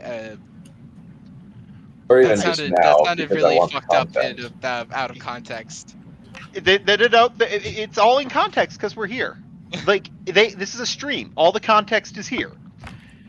When you were now, like I said, I have softened a little bit because 3 people told me not to bully you too badly. Becca was not one of them. Anyway, a lot of things you did wrong here. You gotta let me go, so don't try interrupting me. For one thing, you kept interrupting yourself. 2, you kept saying, oh, this sucks, this sucks, this sucks. That is one of the worst things you can do, because you keep saying this is cringe, this is suck. I believe that this sucks and this is cringe. Number 3, I never felt engaged with the story, and not only that, but I felt like there was a lot of extraneous detail. I understand that's your thing. You want the good bits of detail or the finer points, and I do that too. But the thing is that can really distract a person. And I'm gonna ask just a general question here. Does anyone here actually know what a fucking Pontiac looks like off the top of your head? Like the specific car model. What was it? A Pontiac something? Pontiac Sunfire. So no. So did I hear 4 no's? I have a vague idea. It's just an old. All you need to know. You don't need to know what it looks like. All you need to know is just it's an old sedan that's kind of crummy. Then it would have been better to describe that than to give a specific car model, car make and model. And the reason I say that is because, like I said, I believe all 4 of us just said that none of us knew what a Pontiac Sunfire was. Okay. So it'd be better if you were to say an old sedan. Some of the dialogue you kept calling cringe, and I would believe that too. But now we'll get on to the biggest thing, the biggest issue I have here. I could forgive all of that. Okay. But to quote Ricardo Montalban, you lack passion. If this was a drink, I would have taken it and poured it onto the floor. There was no passion. There's no passion. You have that. You were sounding so bored. You were sounding so disinterested in your own work. And that is the one sin that is going to kill you when presenting. And I understand it's your first time. I understand that you're not used to this. But you need to make others believe you're interested in it. If you can't do that, especially with the medium we're working with here, it's one thing to read it. You're reading it to others. No one will be interested. I'm sorry, that's just the hard truth. I understand that, and I didn't know how this worked, so I wasn't prepared. And if I was prepared, I probably would have read it out loud. in my Admittedly, own this time, was in which you would probably be seeing the fourth or fifth draft at that point. Admittedly, this was originally just me helping him out with it, but I think that this has probably been more helpful. But but the reason why I softened a bit was because when I heard you talking just now with everybody discussing what you want to do, what you're discussing, what the plan is, you sounded passionate, you sounded interested. So I know that you didn't just write this to get on the show, and that's, you know, like, you didn't just write this because it's like, oh, I want to be on the show. No, you clearly want to do this. Even if it's not the best, you need to read it like it's the best. You need to convince yourself and others that even if some parts don't work, it works as a whole. I see. Now, also, Mia is like the first attempt. Well, her full name is Mia Washington, but she is my first attempt at writing a tomboy waifu. That explains I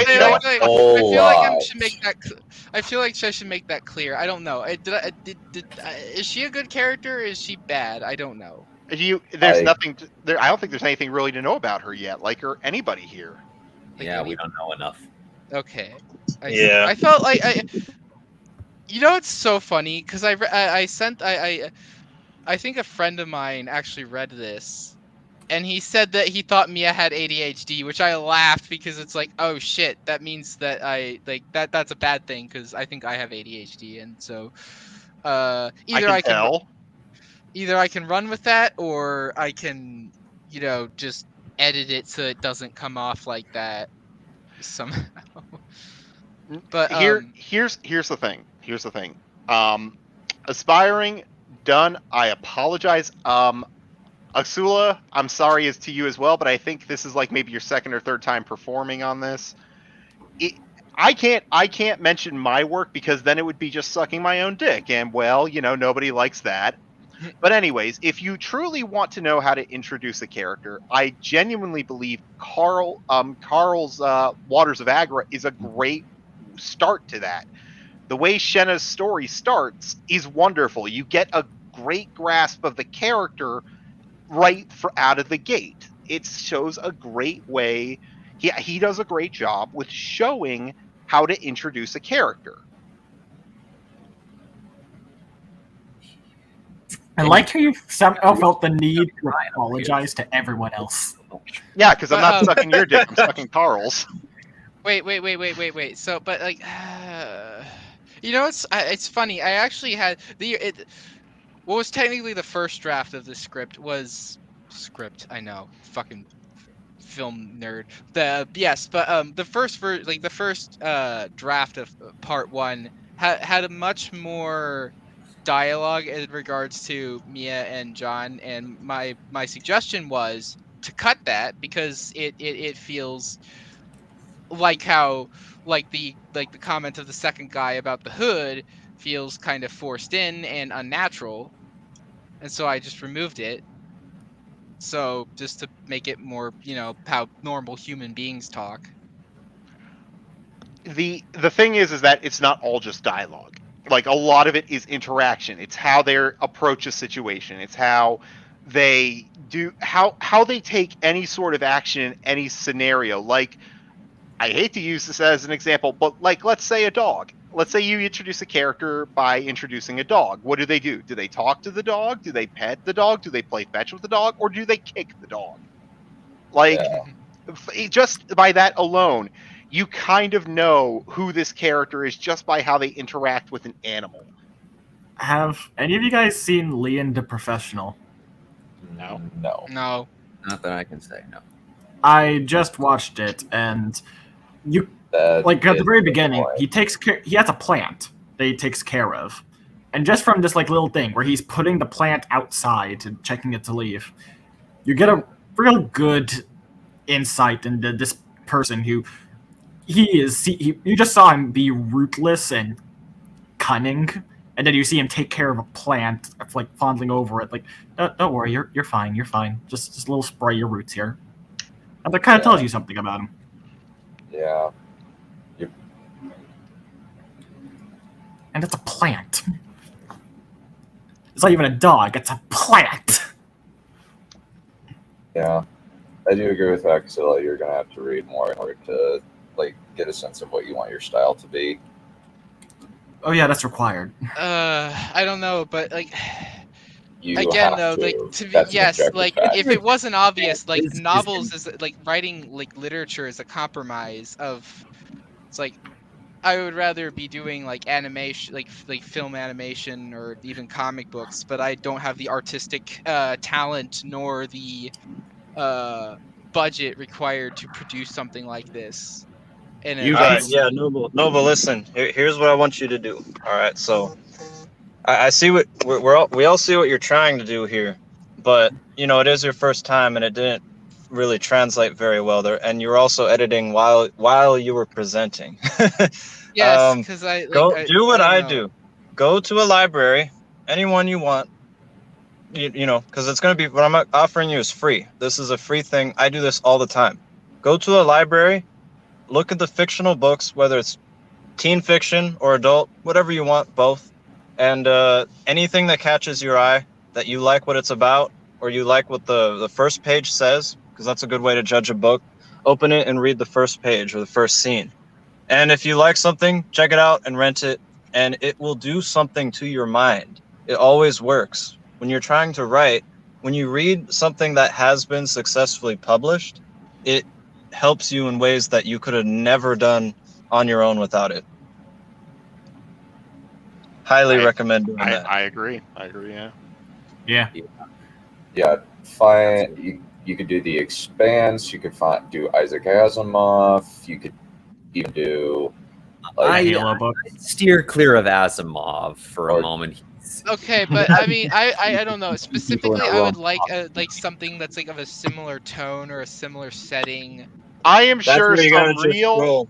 I am sure some real homie G's, as they call them, have written books. I am sure there is some blood who got out of the light who wrote a goddamn book. Hell, I'm pretty sure Tupac wrote one. Just pick one. Noble, you just gotta browse the entire library and just keep looking at covers and keep looking at titles and see if there's something close to what you're looking for. Because trust me, what I'm about to present to you guys is a very unique genre that you don't find much of, but I have found it, and it's helped me tremendously. Hardcore gangster steampunk? Nah, supernatural, yeah. Supernatural unseen. I've heard of that one. I don't think I've heard of mine. Although now I'm getting ideas. Well, isn't yours just like a basic fantasy? But yours is more character driven?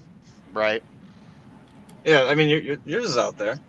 So yeah, sorry about me editing it. Like again, if I had known like I was supposed to like read this out loud, I probably should have edited it anyway. But I was so busy working on finishing part 2 and part 3. Well, we're starting on part 3 that I didn't really think about that. I got kind of carried away. To be fair, I've seen Dunn edit stuff while he's reading. I was gonna say I've seen that too. So you're not that isn't the problem here. The problem is you kept going, God, this sucks. This is bad. Da da da Yes. da da da da da. And again, So maybe okay, like maybe I should rephrase that too. Let me fix that. No, never do that when presenting. Like I said, you like when I do it, when I do it, I just fix it and don't bring attention to it. You'll hear me typing, but that's the extent of it. Okay, well, I feel like if I I also don't want to have dead airs. That's something I. So I can understand that. That's why you just make a mental note. Hell, that's why I don't show it while I fucking read it, because like I will see some mistakes and I'll go, okay, I got to fix that on the fly, like when I'm reading it, not in the page at this moment. And besides, I mean, this is a recording. You could always just ad lib around what you want to change and then edit it afterwards. Yeah, that's true. That's true. The last one I just presented, you have no idea what I ad libbed. Quite a lot, actually. Yeah. There was a sentence I noticed I typed wrong. I think I typed an extra word, and I was like, shit. And I just went through it. I'm like, I'll fix that later. Hell, honestly, the end of the first chapter of the Waters of Aqua, when I presented that, I was, coming up so close to the deadline, I didn't even have the last half of it, and I was improvising. Really? I may have just given myself away in that regard, but if Carl, doing that, Carl, it is actually super obvious if you know. All where right. to look. So, Carl, really quick. Okay. Okay, in terms of not in terms of the presentation, because I think I understand what the presentation is problems with that. What problems with the narrative itself, with the story itself, should I fix? Don't feel like I understand the characters very well. Although I gotta give you props coming in here with child sex slaves in exchange for prostitutes right there. Oh, Hell of a way to introduce yourself. I told you, Black Lagoon and Gunsmith Cats. I've never seen either, so that means nothing to me. So think Quentin Tarantino then. I've only seen one Tarantino movie. That did not come across. I've seen Black Lagoon. That did I'm not not come completely across sure as what you're Quentin referencing. Tarantino. That did not come across as Quentin Tarantino at all. Just dark. I'm sorry that my graphic, dark, criminal underworld story about vigilantism. It is. I don't know. I feel like if that does feel out of place with the tone. If that's I'm not saying it's a problem. I never said it was a problem. I'm just saying hell of a way to introduce. Wow, we're diving right in. This is just Tarek making it clear you made an impression with child slaves. We all have this. Don has his incest. I have my cannibalism. You have your child slaves. I did it. That's not what I want to be known for. I want to be known for too late. Yeah. Too late. Damn it! It's I one time got known for pissing off a mod in a forum on my first day. I wanted to be known as many other things, but that was just my claim to fame there. Okay. Fucking loser. Really quick, Noble. I would highly recommend. I've been doing this for a while. I've watched so many writing tutorial videos that it's insane. My library is probably in the hundreds now. Just go on YouTube and type in how to write the beginning of a novel, and you will find the exact videos that I already watched. Or watch terrible writing advice, so he tells you exactly what not to do. Or there are actual experts on YouTube. These people who have published multiple books who make these really good videos, and they break it down step by step. Whatever his name is, the TWA guy. He actually has published books as well, but he's just more sarcastic about his advice. Or Brandon Sanderson has an entire college level class on his YouTube channel about how to write a book that you can. Well, I am going back to college, but I don't know exactly what for. So should I take a creative writing? Probably, but you can watch Brandon Sanderson's class for free. It's just on YouTube. I'll say this: I've been in a few creative writing classes in college. I think you can benefit from some of the early ones, because you're not used to this, and I think those will open you up to writing different kinds of stuff, practicing different techniques and styles, and forcing you to read your stuff aloud to an audience. All are things that you've said you're not familiar with, and I think you'll get plenty of practice there. Oh yeah, Becca brought up a really good point. As soon as you read the first sentence, I immediately went, "Oh no!" And not because of the presentation. We already talked about the presentation. I'm just looking solely at what you showed on the screen. You don't. I'm sorry, but you don't start a story with the time is 2 p.m. You gotta watch videos on how to start an opening line or an opening paragraph. They're very helpful. It was the best of opening lines. It was the worst of opening lines. Well, in this case, it was the worst. I'm not. Admittedly, I wasn't there for the complete beginning, but just on its own, the time was. Okay, again, part 2 does not do that. Part 2 does not do that. Well, part 1 shouldn't do it. That's the problem. Yeah, what happens in part 2 is irrelevant. Part 1 is the relevant bit. Yes, I know. I'm just telling you that I don't do it. I only did that so that you had context for why John is telling me to be asleep. You don't need to. You just say it's nighttime. Or say it's the middle then of I'd the still night. be saying a time. It's just vague then. Here you go. Here you go. But Here you okay, go. but if I said it was nighttime, then it could be like 10 p.m. in which like it's still reasonable to be up Or just say late. it's the Like, middle of the night. Just say it's the No, middle hold of the on. night. Let me give you a start how I would start something like this. It would start with like how to describe it? Like someone overhearing a TV going, "It is 2 a.m. Do you know where your children are?" And then a gunshot rings out. Here's what I would do. Listen. As the moon was high in the sky, John looked up at it at the moonlit night John's sky. not Something outside. like He's that. inside. He's Doesn't in the matter. garage. Shut up. Window. All right, fine. All right, fine. As the late night programs were playing on the TV, John looked at them and then realized how late it really Why do was. you have a TV turned on in a garage? Why Oh, wouldn't? my Oh, for fuck's sake! Some Tone people are bored. Noble, come on. Okay, can we You know what? please Never mind. lower the emotion of this conversation? Here's one that you might like. It was 10 minutes past 10. 10 minutes past whatever is supposed to happen. Kind of like that. It's like there's emphasis on it's been 10 minutes past or some shit.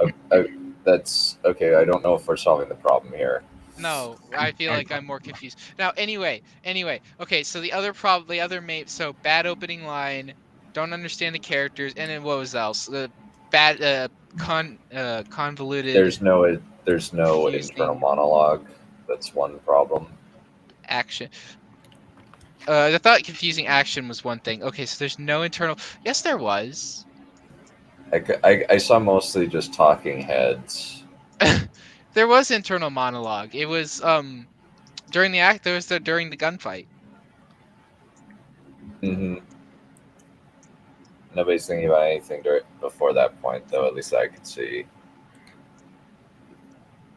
Victoria, you don't have to delete the questions. You can just leave them. We don't care. We just. Yeah. So. So why did I obviously choose this? Oh yeah, I said I didn't choose this medium. I just didn't have the ability to make the medium that I wanted to do. But you're gonna have to, when you're writing something like for an animation or a screenplay, you still have to like write it out. It's a different style, admittedly. Yes. I've had to do it and hate it with a passion, but it's still something you need to be able to do. Yes, and I understand that, and that's where being like super specific and saying it's like, and then you had like an MP5 K PDW variant with like select fire of like burst auto and some auto, blah blah blah. Like that's what that's that's when it's okay to write that into a script, because it's like, yes, like okay, we know exactly which gun you're talking about. It's like, oh, this desert, or it's like saying like, oh yes, you see, it's like a Ford Mustang GT, blah blah blah, like Mustang, like boss, like whatever, like specific variant it is, because it's a visual medium, and like you expect to have specifics like that, where it's just like, yeah. Well, here's the thing, Noble. You could just be vague in a book and say assault rifle. Yeah, here's the thing. Yeah, you kind of have to learn to balance between how much you leave up to imagination and how much you want to be specific. And this is not something we can tell you, because it's a balance you will have to find for yourself. There's not really one kind of balance. It's gonna have to depend on your style and what you want to go for. It really has a lot to do with pacing too. Like if you really got to read this shit out loud, because if you don't know if it sounds natural or not when somebody else reads it. Because there's some books that will go kind of into some nitty-gritties for a long time, which has Dune has a particular kind of pace where they will try and describe everything that is relevant, and the pacing in some ways feels slower because of that. Meanwhile, not sure what a good example of a fast-paced one. I'll just say Mistborn. Mistborn has a fairly fast pace, especially during certain scenes where things are just fucking happening. I think it's like, holy a big one is the ballroom shootout with Wax and Wayne, Book 1. Yeah. Or even just the opening of Wax and Wayne. So, okay. But internal monologue, though. Like, I thought I had that during the action scene, though. Because he's, like, internal monologuing about, like, his ammunition count and, like, like his plans, and like that's kind of how I like convey to the audience like how he's able to like. I should probably should do the like it like later, because maybe I should emphasize that more during the action about the internal monologue. Or even before it, because internal monologue is one of the main ways of giving a character personality. I don't know, because I just don't understand like internal monologue. It's like, what is? It's like I don't understand why that was so important, because I felt like I had that. I just was it not good? Was it like was me not like conveying like information about the combat scene like important? Like was that like so it's not even more confusing? So okay, so how many pages is this? Okay. All right, I got to bounce, guys. See ya. Okay, See ya, mate. so Thanks for sorry. coming on. Okay, so this is 6 pages. See you, Tarek. So there's a difference between scene descriptions and internal monologue. Oh, also you slight formatting thing.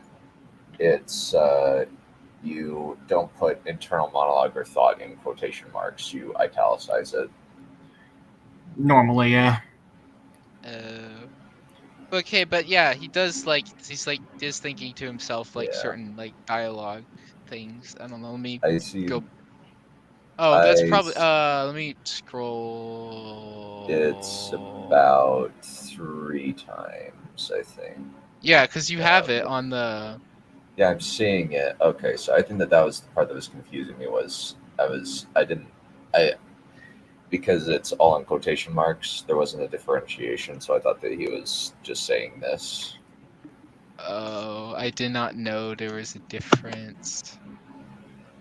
You might need to do some research on formatting, or even just read other books to see how they format, just for form. I didn't even realize that. Like, I assumed that, because I remember, like, back, like, when I was in, like, I think this is elementary school, like, they said, don't use the word said, because it's boring and people, like, get turned off. Like, make your language more flowery. And then it's like, oh, but all of the alternatives they give you are very specific. And it's like, okay, but I want them to just, like, I want another word that means the same thing as said without a specific like connotation, like asking a question. Said bookisms. This honestly, this goes in and out with the fashion every few years or so. Some years said is fine because it's invisible and it just moves the dialogue along. You honestly don't need to do anything.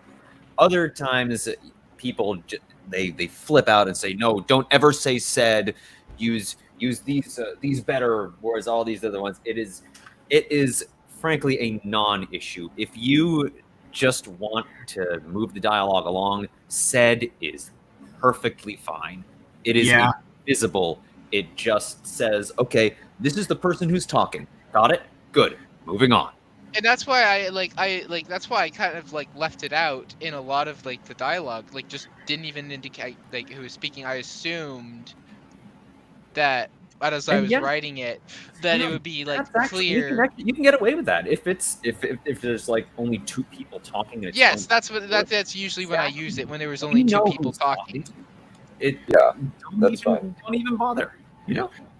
So, but then I added in part 2 and part 3, I added it back in the seds, because I looked at 1984, because I actually did look at a book. I looked at 1984 and it said Winston, said Julia, said O'Brien, said Big Brother. It's like, oh, okay, so I am supposed to just say said. And 1984 is a highly regarded piece of literature, so it's also maybe it is okay. And school is full of shit. It's basically it's also an old book. It really depends on the author. Yeah. There is no consistent set of rules at all on this.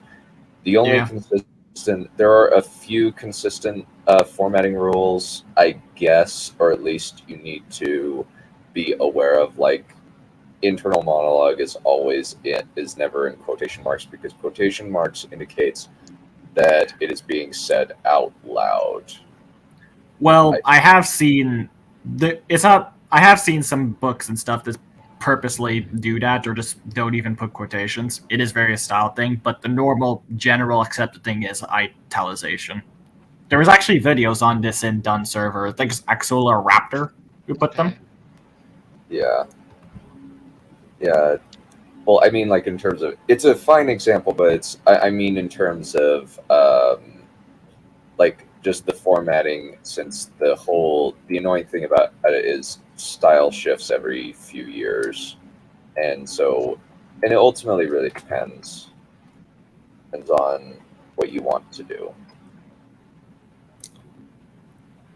Okay, so Look at DN Callahan, Quotidian writer, YouTube channel. She has some good writing videos. Yeah. They told me things that I would have loved to know years back. And some things I'm still confused on today. Yeah. Yeah. Yeah, that's kind of the thing about italics is, yeah, it's relatively recent. I think read a recent novel and at least, like, you don't have to use the style, you don't have to use anything else. It's just look at how it formats things, and then and from there you can figure out what you want, how to format things, make it clear to the audience. Yeah, so it's for 2 hours. Goodness. I'm sorry for being so incompetent that I have taken up the majority of this stream. That's not fair to other people. I was surprised when I took 40 minutes. So that means I've taken 3 times as long as you. I think it was more 48 for me, but who gives a shit? Oh man, I got a long chapter too. I hope y'all survive. It's a good chapter, but it's cinematic. But man, I hope we can make it. I might. You're offering not to read, Dun? I might just have to do that. Done. I'll tell you this: if you decide to read, I will stay the entire time. Me too. Okay, I got nothing planned for the next 2 days. Should I since my section is basically done, do you still need me? I mean, if you want to stick around. I legitimately have. I don't really care. It's up to you. I don't know, because I felt like my feedback wasn't very helpful. For aspiring, I felt like it was very. It's like, Noble, you're a fucking retard. Shut the fuck up. Like, Noble, let me explain very simply how this thing works. Okay. I am providing an advertising/feedback service for you. How long you use said service is up to you. Okay. Well, I don't know. If I'll try to stick around, and if I get bored, then I'll probably leave and probably return. Maybe to don't chat. admit that. I'm sorry. Well, but my section is over. I don't need to share this anymore. If you need to head out, I have no. It's not that I need to head out. I'm just trying to be polite to the other people, and I understand that I'm not the only one here. I assumed I was going to be the only one here talking about my crap, because I remember I remember we did this once before, and it was more just a concept that I had in my head that I just kind of expressed my ideas, not less about me actually having some piece of work that was presentable. Mm-hmm. But I assumed that it was just going to be me. I didn't realize there was going to be other people, and I'm trying to be courteous to them, even if Yeah, to be perfectly honest, I forgot that we were doing this. That me and him were doing this. I was trying. It's all your fault, Done. Yes. How dare you? I think this was more helpful. I probably think this is more helpful, admittedly, than me just giving you singular feedback. I think that you realized a lot of the problems and the flaws on your own. I agree with what Victoria just said. Excellent comment. Yeah. If you want to show that. Yeah. Yeah, by the way, it is. If it's politeness you're concerned by, staying on is. I wasn't going to be, a part of the stream, because I feel like I interrupt more, too much. And I'm like, well, wait a minute. Noble. Shut the fuck up. It's not your turn to speak. And then it's like, I think I'm doing the thing now where I just talk too much. A tad. No, we'll just stay on. All right. We consider that more courteous because The reason we're here is because we're fucking desperate for people to comment on our shit. I Nobody see. dies. I see. So you're desperate for me to be like fucking autistic about this and being like, just over the top. It's like, and then I was bored here specifically because I didn't really have context for what was going on, and it like wasn't really clear, and like a lot of this is just weird, and like my brain can't handle it. Like, honestly, yes. You represent the normie bros, I think is the best way of putting it. it's so funny because my taste is like completely the opposite of normie. Like, you get to be an honorary egos. You represent something, damn it, okay? I had a 12-year-old once read my shit somehow. Oh, dude, my shit's not appropriate for 12-year-olds. There's too much blood, and there's too much like violence, and there's too much swearing, and yes, there's like fucked up shit that's like for mature audiences.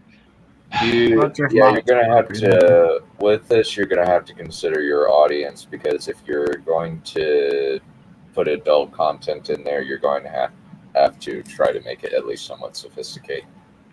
Not like you say adult content. You like that makes it sound like it's a fucking porno, which it's not. It's very I don't think clear. that's what he was implying. I think he was like Black Lagoon is not meant for kids. Yes. Or at least Quentin Tarantino movie. Certain content. But if you're gonna do that, make sure it's actually Black Lagoon and Quentin Tarantino quality, if you can. And I thought it was at least like in concept. It all starts in our minds, but it's a long process to get the final result to be what we first saw in our minds. So, I see.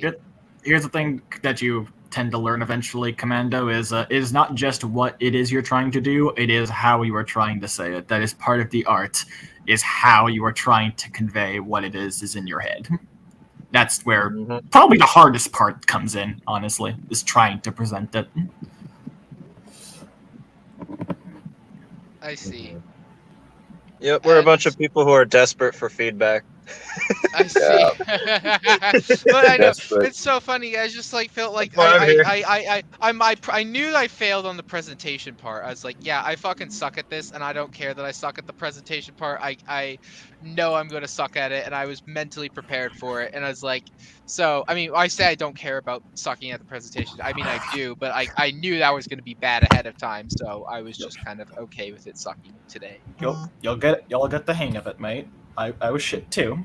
I have recordings as proof. Again, so part 2 is already, I say it's finished, but now that I have seen part 1 and just how many errors and how much nonsensical bullshit was in the thing, I'm not confident about part 2 being finished. I thought it was, but now I might have to go back and edit it. I was hoping I could just shoot on to part 3 and then have both part 2 and 3 done by the next time we I maybe show up on this stream. But yeah, but I don't know. It seems like from what everybody was saying, part 2 is maybe what you guys are looking for, and I feel bad that I didn't just present that, and instead I misrepresented my own work by presenting what was supposed to kind of be like just the general pilot, which it failed apparently according to that, like according to your feedback, it fails at even doing that. And maybe part 2 would have just been a better part 1, and that's I feel like what I'm getting at. Because part 2 I think does have a lot more focus. It focuses less on fucking gun autism. It focuses less on car autism. It focuses more on the relationship and conflict between like their term, not conflict, but I guess like the what is it, like the like not conflict, but the like between Mia and John, like their like internal dialogue, the banter, character interaction. Yeah, banter, not banter, but like kind of just like, all right, what kind of like again though, actually no, maybe even then that's like maybe I'm like overconfident about this because I like think that like yeah, part 2 is totally better than part 1, but part 2 might be just shitty. It just might be slightly less shitty. I don't know. If I'm being perfectly honest, you're going to need to read more, because if you're going to try to write, you got to understand what exactly is the rules and mechanics of the skill you're going to be in. It's like if you're making a car, you got to know how the carburetor and the engine work together. Now my question is, do I have to actually physically like stare at words, or can I just listen to it on audiobook? Audiobooks are fine. Maybe if you're wondering how something works, it's a good idea to take a look at how something is written. If, like, for instance, for me, like, there's a few times in Wheel of Time where I like how it's written and how it's said, but I gotta look at the physical book where it's at to kind of see, oh, okay, so this is how from a technical perspective he did it. All right. If you want to learn formatting, because I've been listening to the Halo audiobooks as a part of my book club for my channel. Unintentional self-promotion. No, you're fine.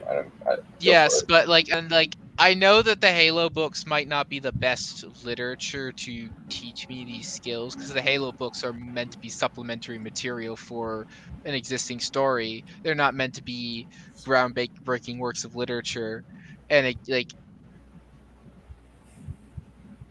I don't know. Hey, sorry to get the interrupt, books. but chat's getting impatient. Oh, Yeah, they want us. Oh, they want us to read the next story. Okay. Yeah. I'm I think sorry. it's Carl. Yeah. Yeah, we'll call it done for this bit. Cool. All right. I look calls forward next. to returning and showing you guys part 2, because then you guys will rip it apart and tell me that it's horrible, which it probably is. We won't rip it apart and call it that'll horrible happen. so much as say you need to fix. Say there's a lot here you need to fix. I know, but I felt like I have to fix basically everything about this thing. In fact, it's probably just easier for me to just throw this entire thing out and just call. Been there, done that. Been there, done that. Oh, That's called yes. take it back into the editing room and do some serious how many review. stories I have thrown out.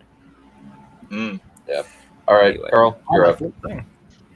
All right. So we are continuing Shenna's story with the Waters of Akra.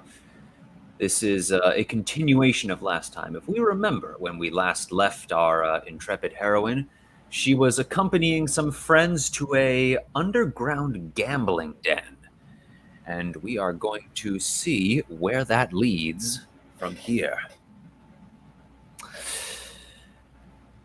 It was much brighter inside the chamber. Not only were there more lamps spread throughout the space, but the walls were hung with fine tapestries, red, yellow, and silver, that gleamed brightly in the lamplight. The floors were draped with elegant carpets that displayed marvelous swirls and patterns of color. Scattered as well across the floor were several pans of slowly smoldering incense held atop burning golden stands. Yet for all the luxury, the focus of the room was clearly upon the array of gaming tables arranged in neat rows throughout the chamber, each one managed by one or two young women dressed exactly like Iseldra. And what a dress they were!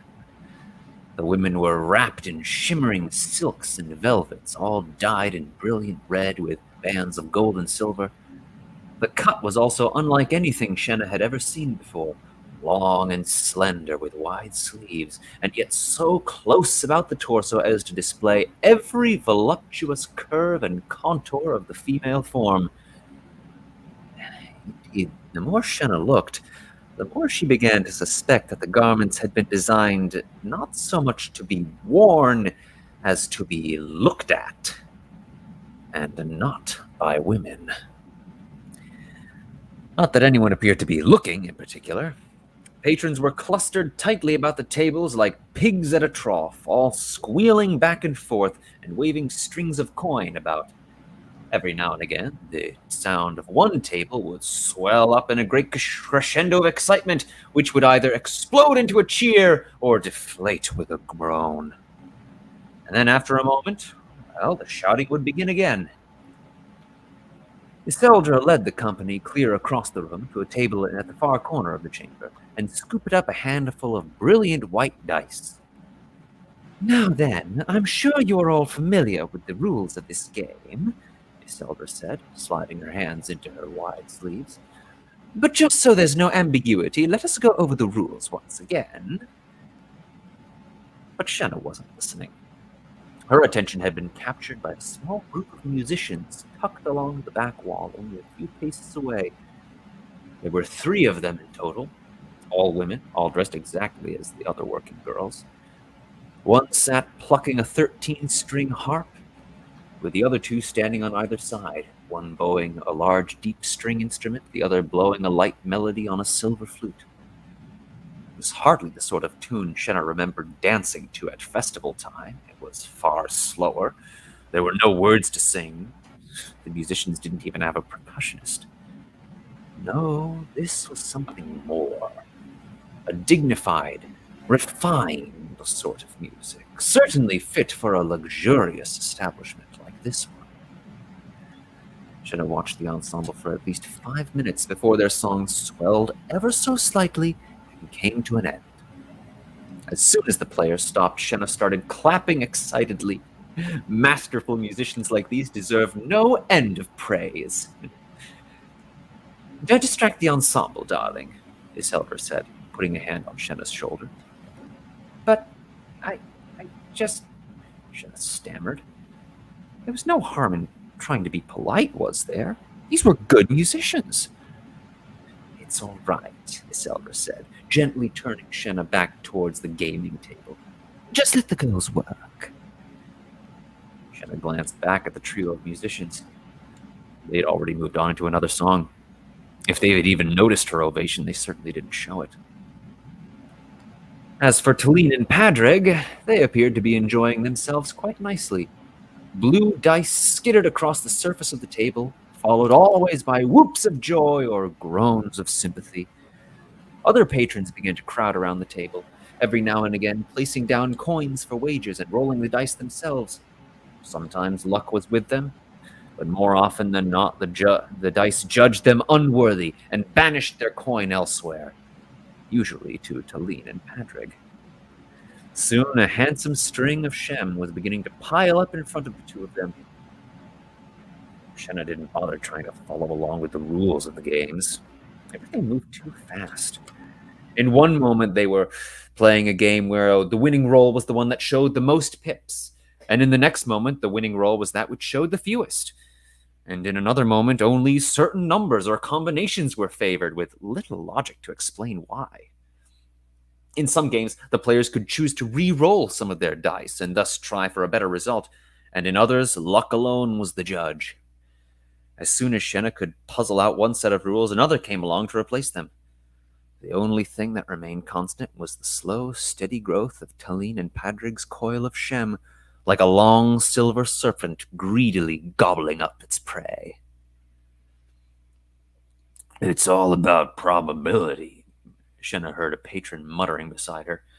A haggard-looking man in his middle years with a scraggly beard and tired gray eyes, and covered with the stench of dried sweat and strong drink. That's the secret. Probability. Yes, I know all about probability theory, Shenna said, carefully, trying to seem neither rude nor particularly inviting. You watch me, girl. The man chuckled, producing a small string of Shem and placing one coin deliberately down on the table. I've figured this game out. You just watch me. Please excuse me, Shenna said, slipping around the crowd and squeezing into a spot between Talene and Iseldra. So what'd you think, Shen? Talene chirped. Fun times? Sure, Shenna said, languidly, more relieved to be away from the haggard man than anything else. You feel like giving the stones a toss for yourself? Padrig said. Well, Shenna blushed. I'm not much of a gambler. Go on and toss the stones, Talene said, giving Shenna a friendly slug on the shoulder. Have a time for yourself. Really, though, I haven't anything of my own to wager, Shenna protested. No worries, you can bet from our pile, Padrig said. That sound good to you, lady? Oh, I think it's a splendid idea, Iselda said brightly, taking Shenna's hand and placing a set of dice into it. Shenna tossed the dice across the table with barely a moment's hesitation. Oh, not yet, darling, Iselda said with a gentle chuckle, scooping up the dice and returning them to Shenna's hand. You need to set a wager first. Oh, of course, Shenna said, glancing down at the dice, gleaming bright red in the flickering lamplight. She squinted. Had they always been red? She could have sworn the dice were blue. Or had they been white? And for that matter, it seemed like one of the dice had some small scoring marks around some of its edges. Had she done that? Oh, maybe she had thrown them too strongly, or perhaps she'd knocked them against some of the exposed wood at the side of the table. I'm sorry, Shenna said, holding the dice up to Iselda. I think I scuffed the edges a little bit by accident. Shh, Iselda hissed, quickly batting Shenna's hand back down. But it was already too late. Hey, the haggard-looking man called out, his eyes locked upon Shenna. What was that you just said? Shenna stammered. I just... She's never done this before, and she's a little bit nervous, Iselda said, but to no avail. No, I heard you, the man continued, his voice beginning to grind with anger. You said something about scuffing on the edges. A chorus of murmurs and whispers began to rise up in the background. Probably just a trick of the light, Shenna said frantically. I'm not used to oil lamps and all, and you see, and I... You crooked little bitch, the man roared and stormed across the table toward Shenna. I'll teach you to cheat at dice. Oh, come now, let us be reasonable, sir, Iselda said, stepping out in front of the oncoming man. We'll be more than happy to offer you a complimentary... He never heard the end of the offer. It was cut off when a swing of the man's arm knocked Iselda down against the table. Please, I'm sorry, I didn't mean it, Shenna yelped and tried to back away as a large hand came reaching out to grasp her. Then, all of a sudden, the man stumbled to the ground. Shenna blinked. Talene had swiftly and silently moved into a position to intercept him and tripped him up. Pads, Talene said calmly, sounding almost bored. Sparrow, I'll take the head. Sparrow, Padrig repeated in the exact same detached tone, and before Shenna could blink again, the two of them scooped the man up off the floor. Padrig grabbed the man's wrist, held them behind his back, and raised them upwards as high as they would stretch. In the meanwhile, Talene grabbed the man by the back of his head and forced him down and forward. The entire process took less than 2 beats of Shenna's now racing heart. I knew this place was rotten, the man snarled like a rabid beast caught in a snare. I always knew it. You right there, Shen? Talene said, fumbling to pull off one of her boots with her free hand. The man continued howling out curses as he struggled against Padrig's grip. Shenna panted through a haze of adrenaline. Was she all right?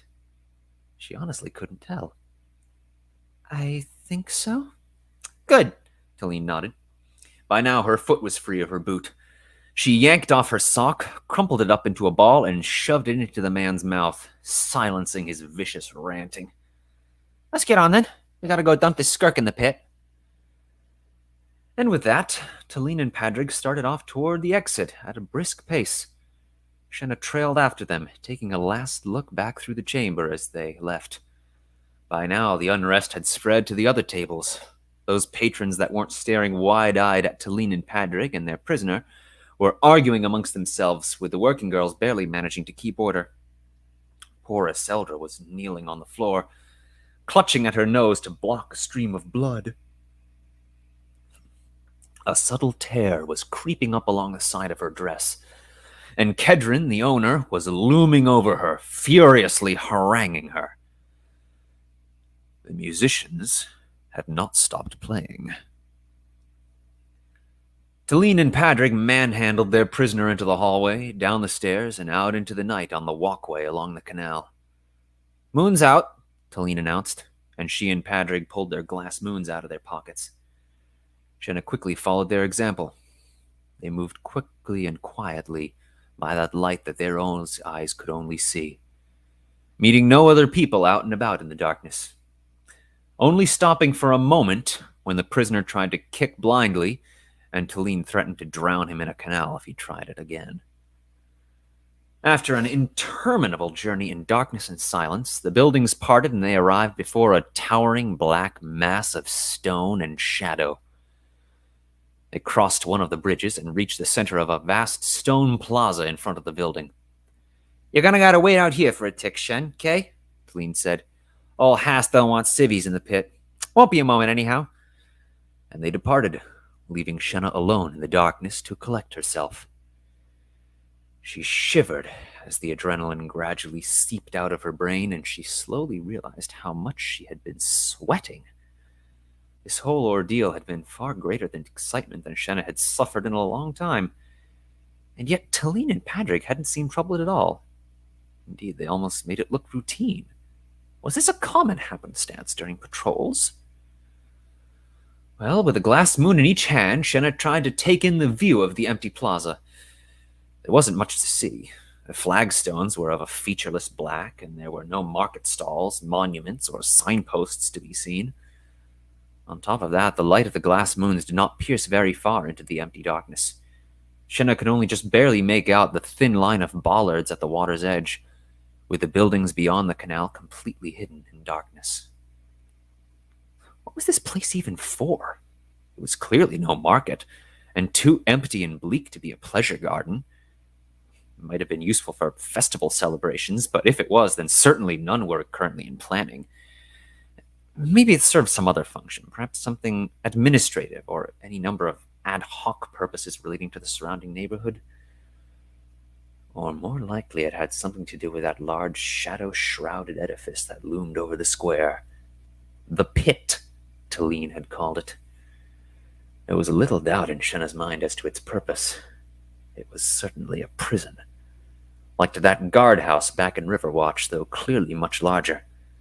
With that in mind, this square could be a punishment yard, where convicts were flogged and labor details were assembled and, well, other things of that nature.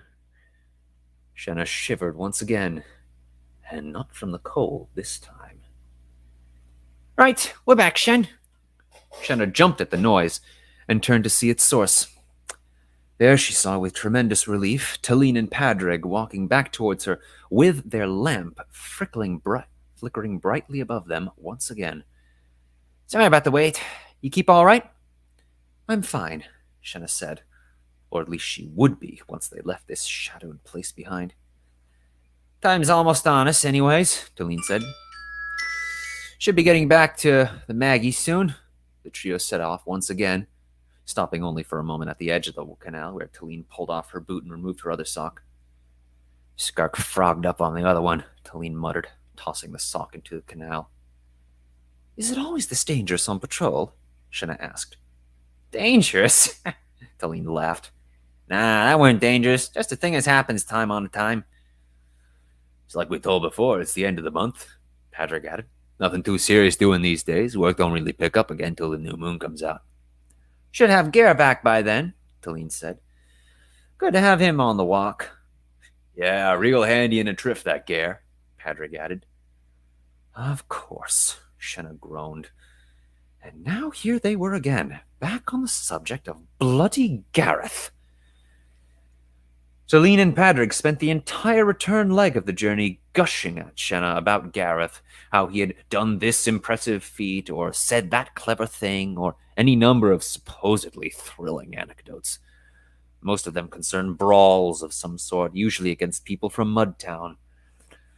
Shenna, for her part, made a tremendous effort to forget each tale as it came along. Most of them were probably fanciful exaggerations anyhow. The stories continued until finally, mercifully, the walls of the Magisterium emerged from the darkness, bringing their patrol to an end. "He really ain't a bad guy," Talene said as the trio slipped back into the same doorway and up the same spiral stair through which they departed. "I know he done you dirty, Shen, but he's really not so bad." I know, Shenna muttered, more to placate Talene than anything else. Their friendship was more important than any grievance against Gareth. He's nobility, you see, Talene said. Those boys do things different from us folks. And I like you, Shen, and I like Gareth too. Well, I mean... The redness was creeping back into Talene's face again. Nah, I don't know what I mean. I think I know, Shenna said. Well, there's one of us at least, Talene sighed. It seemed Gareth had a hold over both of them in a way. The man in grey robes was still sitting at the desk beneath the lamp when Shenna, Talene, and Padrig emerged out of the side passage and into the main chamber. He may as well not have moved in 4 hours. Talene pointed Shenna over to the barrel in the corner where the glass moons were stored before she and Padrig marched over to deliver their report with the man with the ledger. Shenna slipped her hand into her pocket to draw out the glass moon as she approached the barrel. And yet, just before dropping it in, she hesitated. This was it. The last thing connecting Shenna to Gareth. If she parted with this, that relationship would be severed for always. All at once, the memories came back. Lying beside him on his bed, learning to read with those wonderful stories by the light of this very glass moon, listening to his soothing baritone voice washing over her, the warmth, the safety, and how it all soured in an instant when the illusion finally lifted.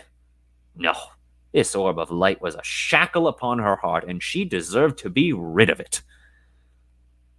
Still, it was a marvelously convenient study aid. Shenna had devoured book after book over the past few weeks beneath its light, and with her night duties coming to an end, and with the new course cycle, she would certainly have much more time to read by night. It would be folly to throw away something so useful for such a petty emotional reason. Shenna looked closer. Something was off. The shimmering silver orb looked different somehow.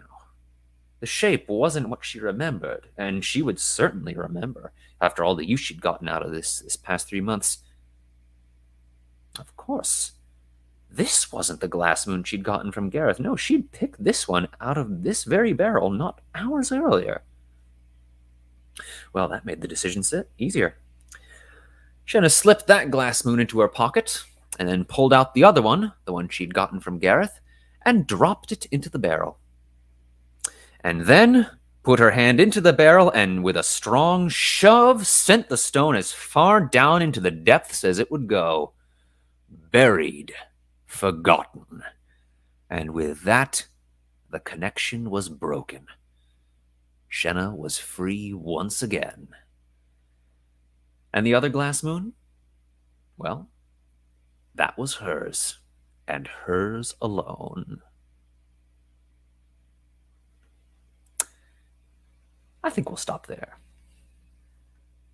I really like it. Wait, Bravo. you like that? I felt like the complete opposite. I was so bored most of the time. I'm sorry. That sounds. You are coming in the middle. You don't. Yeah. Like, I don't know. I just like. First of all, like, okay. I think the part that got my attention is when he was describing the ladies' dresses, and I was like, okay. And then it immediately lost my attention when I think this is supposed to be Shenna just like thinking it's like they weren't meant to be worn, but more so looked at and only looked at by men. And I was like, okay, I'm immediately going to write this character off as a bitchy feminist, and now I don't like her. That is, well, I'll give it to you. That is an appraisal of Shenna's character that I have not heard. I mean, because from a necessarily pre-industrial society, for the moment at least, and basically coming from a pre-feminist society, she was basically apprenticed to a village witch. She's actually had to unlearn a lot of programming to fit in Accra. I see. Oh, is that why somebody said sheltered Shenna? I did not get the feeling that she was sheltered. I just got the feeling that I think that might have just been me stumbling over the words. I don't know. Just to me, it felt like Stammered, probably stammered. Shenna. That's like the only time. Like, no. Somebody in the comments said that. I think it was Akula or Askula. Axula, good sir. I can't. Sorry. Yeah, he said poor sheltered Shenna, and with an emoji face, and I just it was like, she's sheltered. I don't really get that impression. You don't have the context. You don't have the context of the other chapters he shared. Wait, would she be sheltered, Carl, or would it be more? Would that be accurate? She's a country bumpkin in the city. She's very much dazzled by the amazing luxuries that are on display in this. But again, gotcha. The amazing luxury that I understood, that she was like, and she's like, oh, men are gross. Like, oh, okay, I don't like this character. Well, because she's been stood up by a guy. Yeah, Gareth, who is he's the guy who basically taught her how to read, and she was absolutely besotted with this guy for months. And then it turns out he went off and got engaged to this other girl because their families are nobility and they do things like that. And he didn't tell her for a month. And he said the wrong thing while he was breaking it to her, and she pushed him into the canal. Again, like a lot of this would have made sense had I actually best friends, and they will not shut. Just listen. Seriously, what is wrong with them? But yeah, you do have very much a disadvantage here, having jumped on in the middle with a lot of context missing. So do you have a copy which to send people who are behind something? Actually, the entire Google Doc with this chapter updated is currently on display in my little corner of the Discord server. And Commissar Carl's Gulag of nice. So yeah, it's a pinned right up in the waters of Akra. You can click on the Google Doc and read it. You know, for Commissar Carl, based off of our interests that I thought would align. I thought this was gonna be more like Red Alert and political thriller and oh yes, we are stabbing each other in the back, comrade, for glorious union. I thought it was gonna be a little bit more like that, this kind of epic political thriller between politicians and governments and militaries, and it's this epic all of this shit. And it's it's just a fucking casino, and it's not like a James Bond casino. So, Mr. Bond. Well, I mean, they are playing with loaded dice. I didn't understand that though. Yeah. That's another thing that was mentioned at the very end of the last thing that I wrote. The guy who owns the casino pulls Iseldra, who's basically their handler, pulls them aside because these people are all basically with the Magisterium, which basically controls the whole city. And he pulls them aside and says very conspicuously, "Use the good dice." The implication being, I do not care what you have to do. Funnel as much money to these people. I am not losing this place because they lost their shirts at the gaming tables. Okay, get these people money. Very much I don't know if you've seen Casablanca. Police Chief Renault, shutting down the cafe and goes, "I'm shocked to find that gambling is going on here." The croupier. Is Casablanca? Is that the movie where they're in France and they fight the Nazis? Yeah, Morocco. Yep, it's the unoccupied France. All right, well, I want to watch that movie now because I had heard about it, but I never actually watched. Classic. It is absolutely classic. Humphrey Bogart, one of the best leading men in Hollywood. Yeah, it is a must watch. I still think it's weird though that I ask questions because I have not seen the previous parts. You guys ask questions because I literally don't know how to convey the context and I'm just incompetent. Yes. Accurate summation. Well, that's the thing, Bart. As to your note about the interests, I've I did used to be a lot into the sort of the horse race about the which tanks were better in the Second World War, and which, you know, the nuts and bolts about which weapon systems and stuff. But after a while, you really start to find out, at least I did, that the most interesting parts of the story of the war are the economic parts, the economic forces moving against each other and all that. Which is why, to me at least, the most interesting part of the Second World War is the Battle of the Atlantic, because it's all numbers, it's all charts, it's all just impersonal. There's no big battles, there's no, you know, glorious charges or tactical slights. It's just how many tons of supplies can you move across this, you know, like busy street full of U-boats. How many of these ships can the U-boats sink? How many U-boats can you sink before they sink your ships? How many ships can you pump out? How much can the Brits tighten their belts? How much can you do all this stuff? And just this beautiful economic calculation. And it's really I got a line later on that that story where one character is talking about the history professor, and she blows him off and she says, warfare, sound and spectacle, bluster for boys, economics. That's the engine that truly turns the wheel of history. And I've definitely, that's really what I studied. That's really what I'm focusing on with my story with Waters of Akra. I see. So it's just fantasy economics. Yeah. Well, you know, what is fantasy but to show a funhouse mirror up to nature? You know, if art is meant to show a mirror up to nature, as the bard says, then fantasy is just the you know, the funhouse mirror. You distort it a little bit, and in some ways, perhaps a little clearer. Who's to say?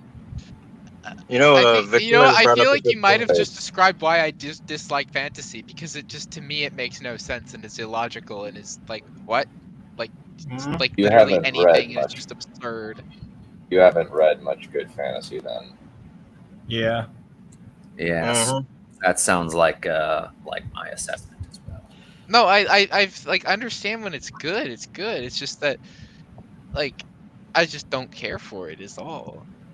Care for economics. It's not your genre, but even though it's not your genre, when you're here, try to just focus on the characters, the dialogue, you know, the things that could help out Carl and all of us, you know. I know. I'm just saying. Wait. Stop. Fantasy's not my genre either, but I still pay attention to Carl Dunn and Tarek's showcases. And what intrigues me about their stories is the characters and the character interactions. And I just go, okay, cool, I can work with this. And then next thing you know, I actually end up getting hooked, and I quite enjoy the story. You know, we're all trying to support one another, basically. Like, I want you guys to be really harsh and criticize my stuff, and, you know, like, give it full attention. So I will do the same for everyone else's. Okay, thank you. Okay, I get that. I was just making a statement of why I just don't like fantasy. That has nothing to do with his criticism as his work. Well, I was trying to say that. We understand. And yes, like, I don't know, and I already did kind of explain. It's like, oh, well, I'm immediately turned off by this character because she sounds kind of bitchy and kind of like, oh, yeah, like. Part of that is the lack of context. It could also be that. And yeah, and I get it's like, again, like, you know.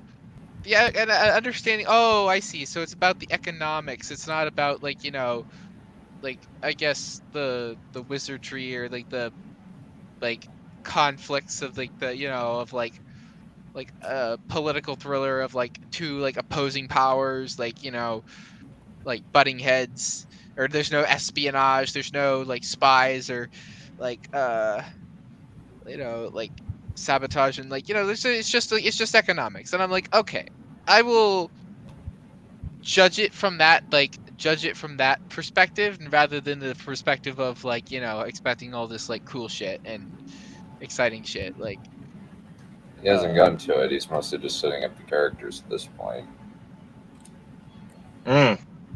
Doing a really good job at it too, good sir, Commissar Carl. Yeah, and Noble Commando, it's perfectly fine. If I don't know. If I may be blunt, it just comes off that you don't have experience with much reading beyond the Halo books, and that might be something you need to change, even if it's just audiobooks, to figure out, okay, this is a good example of X thing. It's actually been, it's funny. simple. It's very recently that I've been getting into the Halo books. I haven't, it's funny because it's really, so yeah, up until recently, I've only read the first 2 Halo books, and I've only recently been getting into the Halo books because I've been trying to get into the Halo lore. But before that, I would usually read, what have I read? I've read Do Androids Dream of Electric Sheep, which the philosophical things is not boring to me, and I think this is just because it's stuff that I never thought about, but it's stuff that's very, you know what I mean? I feel like it's I see. Because it's not about ethics, it's about it's about the concepts of more what it means to be alive, and more so how do you know where do you draw the line between man and machine? And it's stuff that you really don't think about normally, and you're like, okay, that's kind of interesting. And that's kind of why I like Ghost in the Shell as well, because it asks those same questions, and it's this really, and it gets really in deep, really detailed about this, and it's well, that's kind of cool, And then I've also read 1984, which is a dystopian, a story about I guess a vaguely communist fascist dictatorship that has taken over England, now known as Airstrip 1, part of the supernation Oceania, which is England, the United States, or North and South America, and I believe South Africa as well. But yeah, and then what else? What other books that have I read that was? Oh, I liked the book Slaughterhouse-5. That was interesting because it was weird and zany, but it was also World War II, and there were aliens, and it was weird. What was it? Hitchhiker's Guide to the Galaxy. That was a while ago that I read that, but I liked that. It was goofy and silly, and it was fun, and it was absurd. And then what else was there? There was. I guess I just don't like literature and reading that much in general, and I would much rather prefer to watch a movie or read a comic or to watch a cartoon. And I think that's the problem, is just I don't really like the medium that much, because I like visual mediums better. I like being able to see the things rather than just have it in my head. That's my point exactly. Yeah, I think we stumbled upon the root of the issue. Is that a problem? Yes. Can that be fixed? Yes, very much so. Yeah. It can be fixed, but it's going to take effort. A lot of effort, especially since you're starting out at a relatively late age. You need a gateway drug book.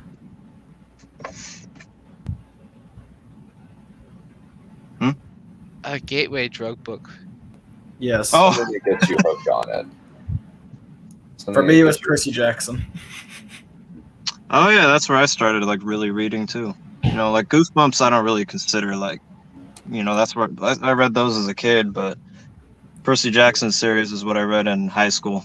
I mean, not in high school, in middle school, and that got me into a novel. Yeah. My thing was Redwall. Especially that was what got me into audiobooks, and then Wheel of Time. Yeah, what Raptor just said, if you want to write a book, that is a huge issue. He didn't say huge, but I'm going to emphasize huge issue. Mm-hmm. Especially for myself, since I've already presented, and I see the difference between then and now. Yeah. And I don't know, it's just... Yeah, it's going to be awkward if you to write something if you don't really like the medium. Yeah, I understand that, and I'm I was well aware of this going in, and I was just thinking, well, I mean, 1984 can serve as a gateway drug. I guess depends on the person.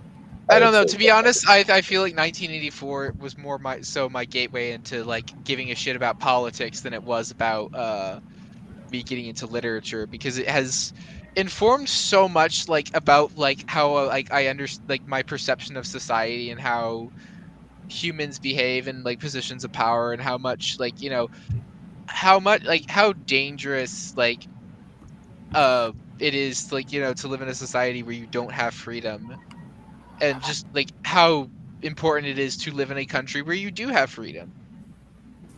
And I think that's more so what it is, like what I took away from it. I never really got really into literature from it. Same thing with Yeah, that's more of a like that book is designed to tell a message, and it tells it very powerfully. But it's not exactly literature. I don't know. I haven't read it, but Well, it's not more a so narrative. built with this purpose. It's not really a narrative, but 1984 is the one where he invents a light, but is prevented from doing it, right? No, that's I'm pretty sure that's Anthem. Oh, that's Anthem. Oh, okay. Yeah. I couldn't. Yeah, I read Anthem. Or is the one with the telescreens and the inner party and outer party. Yeah, I haven't. I've read Anthem, but I haven't had the chance to read 1984. Yeah. I had to read Anthem and a couple other books. Well, it's literature, but it's not like it's not representative of modern literature. It's definitely of its time period. I would say that 1984 is pretty relevant in when it comes to like society, but Yes, I would agree that it is relevant, but it is not indicative of the current writing styles, unless you are going for a somewhat obscure piece. If yeah, you mean like it's older, so it's gonna have. When was it written? 1948. Yeah, that's it's gonna be completely different from today's books. That's why you just gotta go to the library and just find something, and half of the time it'll be something brand spanking new, and then you'll go, oh, this is how this works. Okay. I have a distrust for anything modern because I always assume that it's going to be woke. Unless it's Japanese. No, there will be LGBT stuff in novels, for example, but it's not over the top. They usually do a good job of balancing it. Dude, it broke my heart when he said Vampro was a lesbian. I have LGBT in my book. Like honestly, I was like, damn, like, she might be a good like waifu, but it's like, oh, she's lesbian. Oh no, you had to ruin it. He doesn't have to. Okay, so not everything has to be modern, but you have to figure out the current styles to figure out what's popular, at least in terms of how people like to have information conveyed to them. It's not a matter of. It's a matter of knowing your audience, knowing what it has worked and what is popular. If you look at back then, you could have something there that works, but the current tastes are not very. If you write in an older style, generally publishers are not going to pick it up, and audiences are not going to respond to it. I'm being very, very. I know that they are classics. I know that they work. I know that they're taught in schools, but they aren't the template in terms of style or formatting to follow. I have to be like very blunt about that. How do I know, like within like a specific crime drama, like type of story? Where do I look specifically for that? Okay. I would say. I think a good crime drama is take a look at the Jack Reacher books are fairly popular. You have a few others. I think just look up spy novels on Amazon. It's not a matter of following format. You can take a look at various different things. Like take a look at your current publishers publishing today. Yes, old/universal themes speak to everybody. It's why Tolkien is canon. Yes, I agree with this. I'm just taking a look at, if you want to get published, you got to take a look. Okay, I know you can read it. I'm talking about writing things. Back me up here. Am I saying something that's dumb? I will back you up. You're basically trying to treat the audience like everybody is like me, where I have like ADHD and like you need to like grab my attention like really quick. Otherwise, I'm just gonna completely zone out and like put the book down. I think Dunn's just trying to say you need to be aware of what the current style is if you want to do another style, because then you're knowingly knowing. God damn, I can't speak today. You know what you're doing basically when you're deviating from it. Well, I know that you can't think about publishing yet, but it's just a matter of, like, just in general, if you want to write something, you need to look at the current stuff. Like, Brandon Sanderson is a fair, yes, basic things first, yeah. I'm just saying, some old formatting styles just are not used by publishers anymore. That's just an objective look at Dune. fact. Yeah, Dune. It would never be published today. It wouldn't get past the editing stage. It would have been thrown out long ago. Same with, I think to a certain extent, even Lord of the Rings. Yeah, Lord of the Rings would not get published today, and you got to go along with the current trend. You got to go along with the current trends. Like, I think part of it is people prefer more details in writing. So for like Martin, Abercrombie, and Jordan are pretty much the pillars of fantasy right now. Well, Martin, if you were publishing, since poor guy is unfortunately just clearly lost it. Yeah, Lord of the Rings wouldn't get published. Yeah, but it's the main thing is these things are classics for a reason, and they are well beloved for a reason. But you gotta understand the current like formatting rules. I guess to put this into video game, just to video game context, just so I understand, it's not. It doesn't matter if you make the best arena shooter ever, or you make the best military shooter ever. What's popular right now is battle royale, and if you don't make a good battle royale, then nobody's gonna give a fuck. I don't think the example's equivalent, because certain games that aren't necessarily like royales are popular, yes, but if you make a really good shooter, there's an audience for it, and people will immediately clamor. That's like different genres in writing. Yeah, like Doom Eternal is just a good game, and its multiplayer is just okay. Yeah, but like that's the thing, though. I feel like I at least like, but if like you're an indie game publisher, you can't really make a Doom Eternal like a Doom style game, because nobody will like. But if you make a battle royale, then you're like, oh well. Although actually, I would argue now my example is falling apart. Because I realize now that people don't give a shit. It works the other way around. That people don't notice when you copy other games. People notice your game when your game is different from other games. And that's why these trends become trends, because people see those things that became popular for being different, and then the new different thing becomes the new norm, and everybody tries to copy it. Mm-hmm. But I don't understand. It just seems weird to like noble. Stop trying to be old-fashioned and trying to be like different. Try to be the same, and that's like kind of going over my head. No, it's a matter of you got to understand how other writers who are currently doing it and see what you can learn from their good attributes. Yeah, there's still stuff to learn from old stuff like Dune and Lord of the Rings. It's just be aware that there's this way they write and their styles, or it's a little bit from an age lost.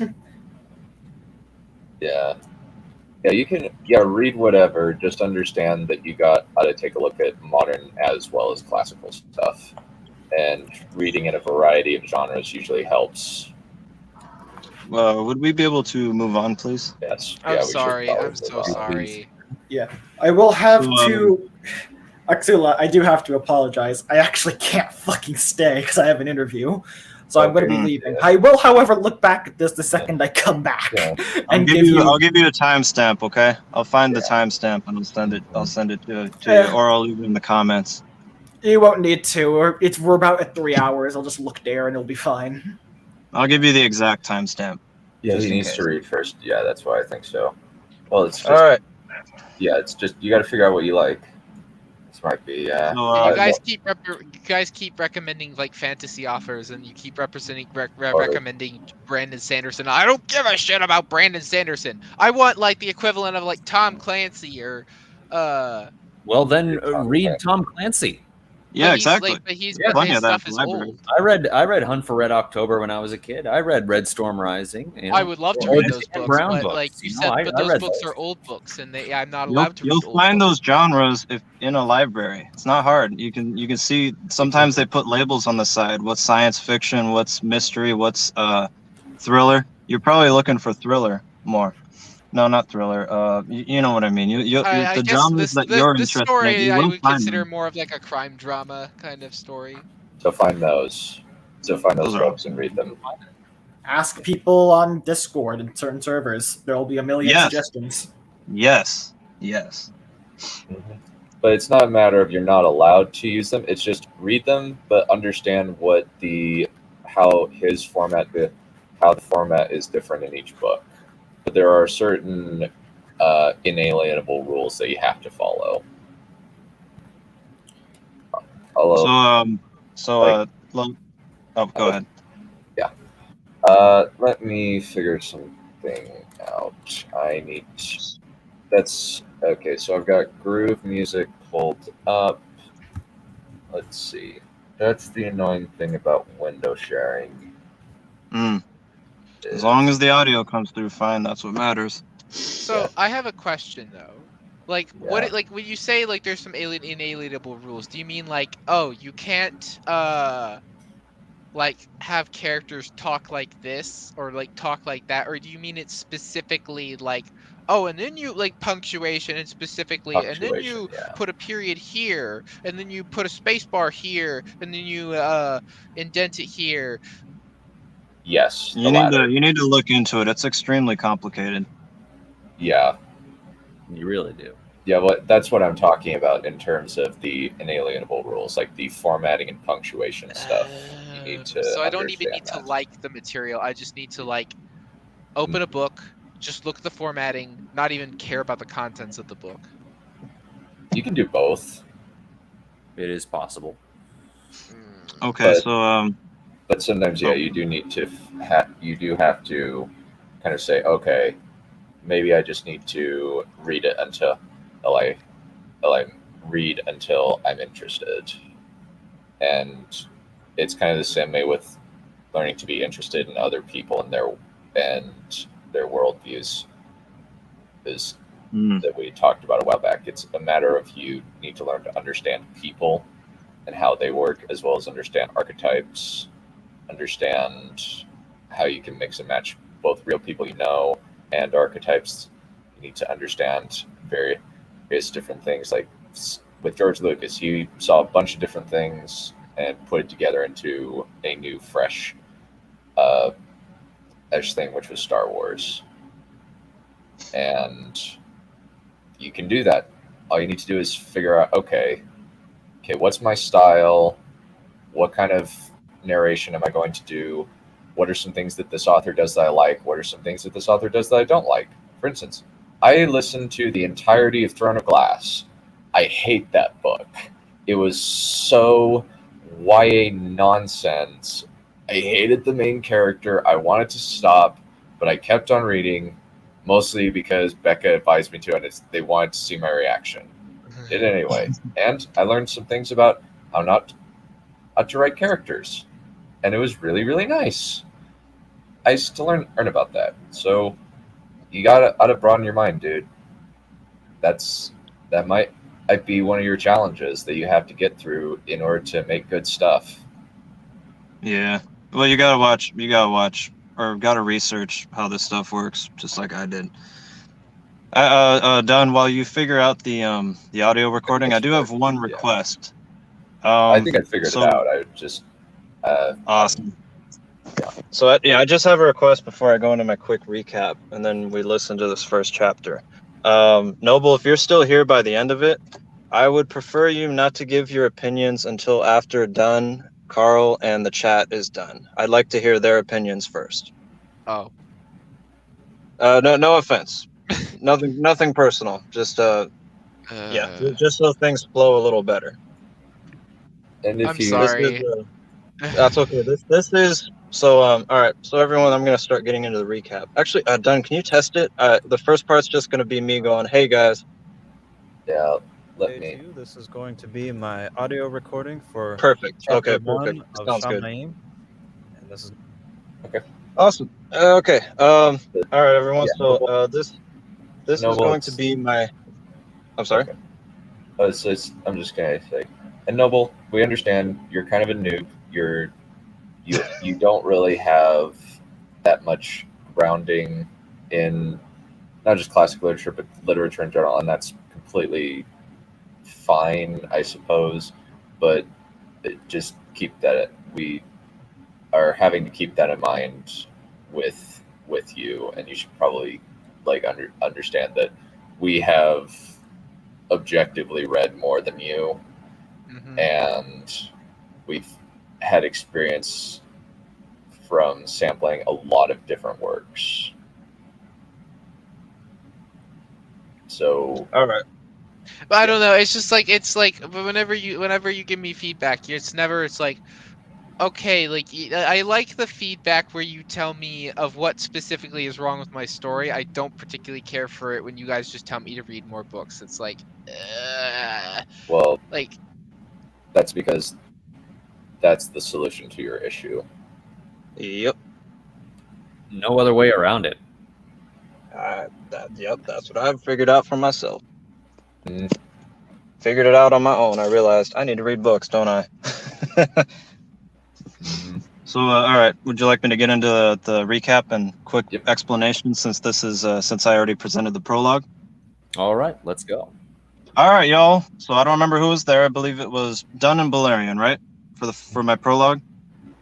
I believe so. Yeah. Yes. Okay, so this is Shamaim, and it's pretty dense. This is a pretty dense story, and a few weeks ago I presented the prologue, and this is going to be the opening chapter. So for everyone ahead of time, aspiring Wissia Tarek, I hope that you are listening because I'm going to give you this timestamp right here. Basically, shoot, what was I saying? Oh yeah, this is designed in a sense where, you know how a lot of people will skip prologues? This first chapter is technically, it can be the beginning of the story, but the prologue gives a greater context to what's going on. So I'm going to remind you guys what happens in the prologue really quick. We have a father and his family sitting around a fire outside in the woods, outside of their home, and they live in the place called the Heartland. And basically, the father starts to tell tales to his son, who's the middle child, and he has a teenage daughter, a 6-year-old son, and there's a mother with an infant baby. So that's to give the visual context. And basically, he starts telling his son about the Shamaim and what it is. It is a supernatural kingdom full of crazy, unworldly things that you couldn't possibly imagine. And he starts telling about some of those things. And the kid Nathan is fascinated. He absolutely loves it. And he just keeps telling him more and more details. So things like, like that there's seas made of glass, that there are trees with flames coming off of them, and that there are wheels that spin in the sky with eyes on them and stuff like that. And he tells him about the king that runs the place, that all the power comes from him. So it mesmerizes Nathan, and he really wants to visit it. But his father says, unfortunately, we humans can't really visit the Shamaim kingdom. Only if the king allows us to. So maybe one day, son, maybe one day you'll be able to. But then it's revealed to us that there is a soldier nearby. So this takes place in the modern day, and because there is a uniformed soldier with a cigarette and an assault rifle standing nearby, and he's listening to everything because he's on patrol. And so he comes over to them as he's hearing the father tell about this place and the things that you can do with it, that you can harness its power and do it for good. And he starts feeling threatened by that, implying that that's already happened and people have used it for evil. So that's going to be for context for later in the story. And he starts threatening the family, and so the dad stands up and he gives a comparison to an ocean. He says, "Why be afraid of the entire ocean just because of the sharks? We understand the dangers of the sharks and what they can do, and there are people out there who hunt after the sharks and harvest their teeth and use them as weapons, and people who trick their enemies into swimming in the waters while there's a shark about to kill them." And he says, "But we also understand the depths of the ocean and what we can gain from it, the knowledge, the deep sea creatures and the fish that we can fish from it. We shouldn't be afraid of the entire ocean just because we're afraid of the sharks. We need to be wise." And so he says to the soldier that that's what he's trying to teach his son. So basically, it's a metaphorical analogy for the Shamayim kingdom, that the world is afraid of it because people harness the powers from it for evil. But the father tells the soldier that just like the ocean, just because there are the shark hunters doesn't mean that the rest of the ocean is not valuable. You guys following along? Makes sense so far. Sorry, you lost. Damn it! I'm gonna. Can I autism, please? 2 minutes. Okay. I just wanted to ask, why is there an armed uniformed soldier? Like, what country is this? Like, obviously we don't see armed uniformed soldiers in America. And they're not just this takes place. Houses. I forgot to mention the detail that they're part of that the soldier is part of the colonizers. It's a continent that's been colonized by another continent, and that gives you context on the situation, the political situation, and also the conflict that's going to come later on. Basically, so it's the not colonizers take over. No, it is modern day. It just doesn't take place where you think it takes place. It's not on Earth. No, let's say the East. It takes place in the East, not in America. What part of the East? The East of America. Now that I'm not going to reveal. That's for you to figure out. You see, there's a lot of subtlety.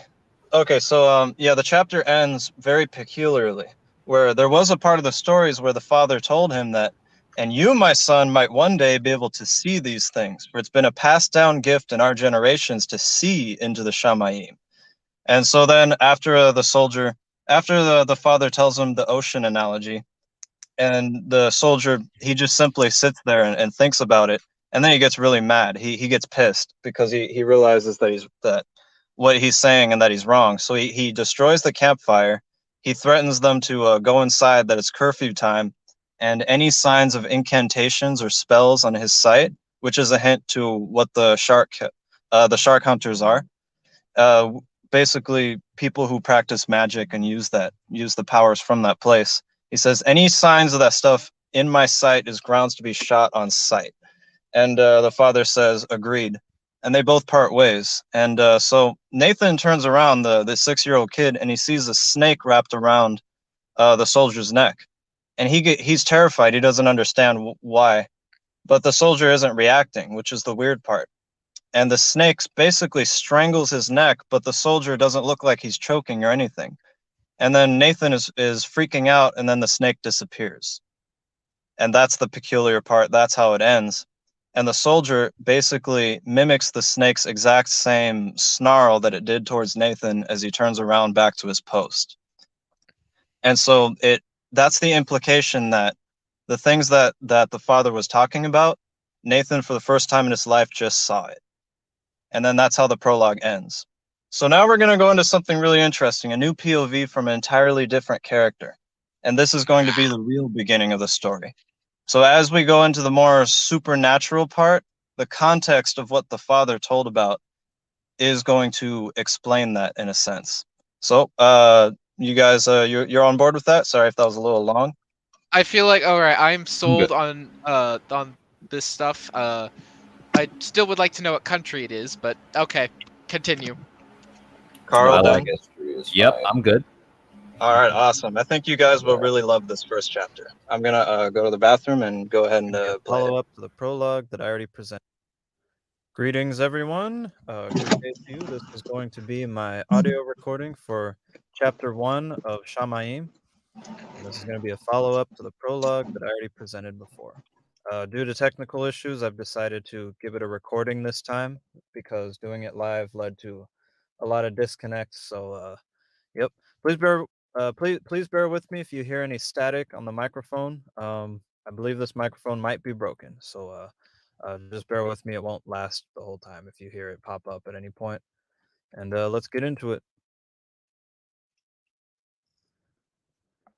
Shamayim, Act 1, Seen and Unseen. Chapter 1. They watched the woman walk on the ceiling. Standing on glass, the two glowing figures made of mist and light looked up at the upside-down world above them. It was a curious concept, two worlds, two realities, both upside down to each other, both looking up to see one another. To them, the woman was on the ceiling. To her, they would be on her ceiling. Only thing is, though, they could see and hear her world clearly. She could not see theirs. Rachel thrusted the large stack of folders all across the desk. Professor Yang only said she could have 10 minutes in the science lab today, so Rachel intended to use every second of it that she could. She was grateful. She was onto something big. She knew it. She needed to work fast. Above her, the two ceiling beings watched. They stood on that clear glass of their flooring above, as above it, or below it, from their standpoint, were the skies of glass and crystal that radiantly glowed as they expanded into the ethos beyond. For these two, they were restricted here on this side of the glass. However, they were not allowed to cross over it into the higher places.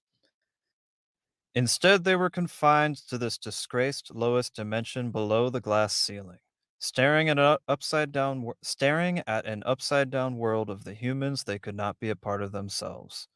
So was their curse. They continued to watch the ceiling woman as she flustered through many folders and files.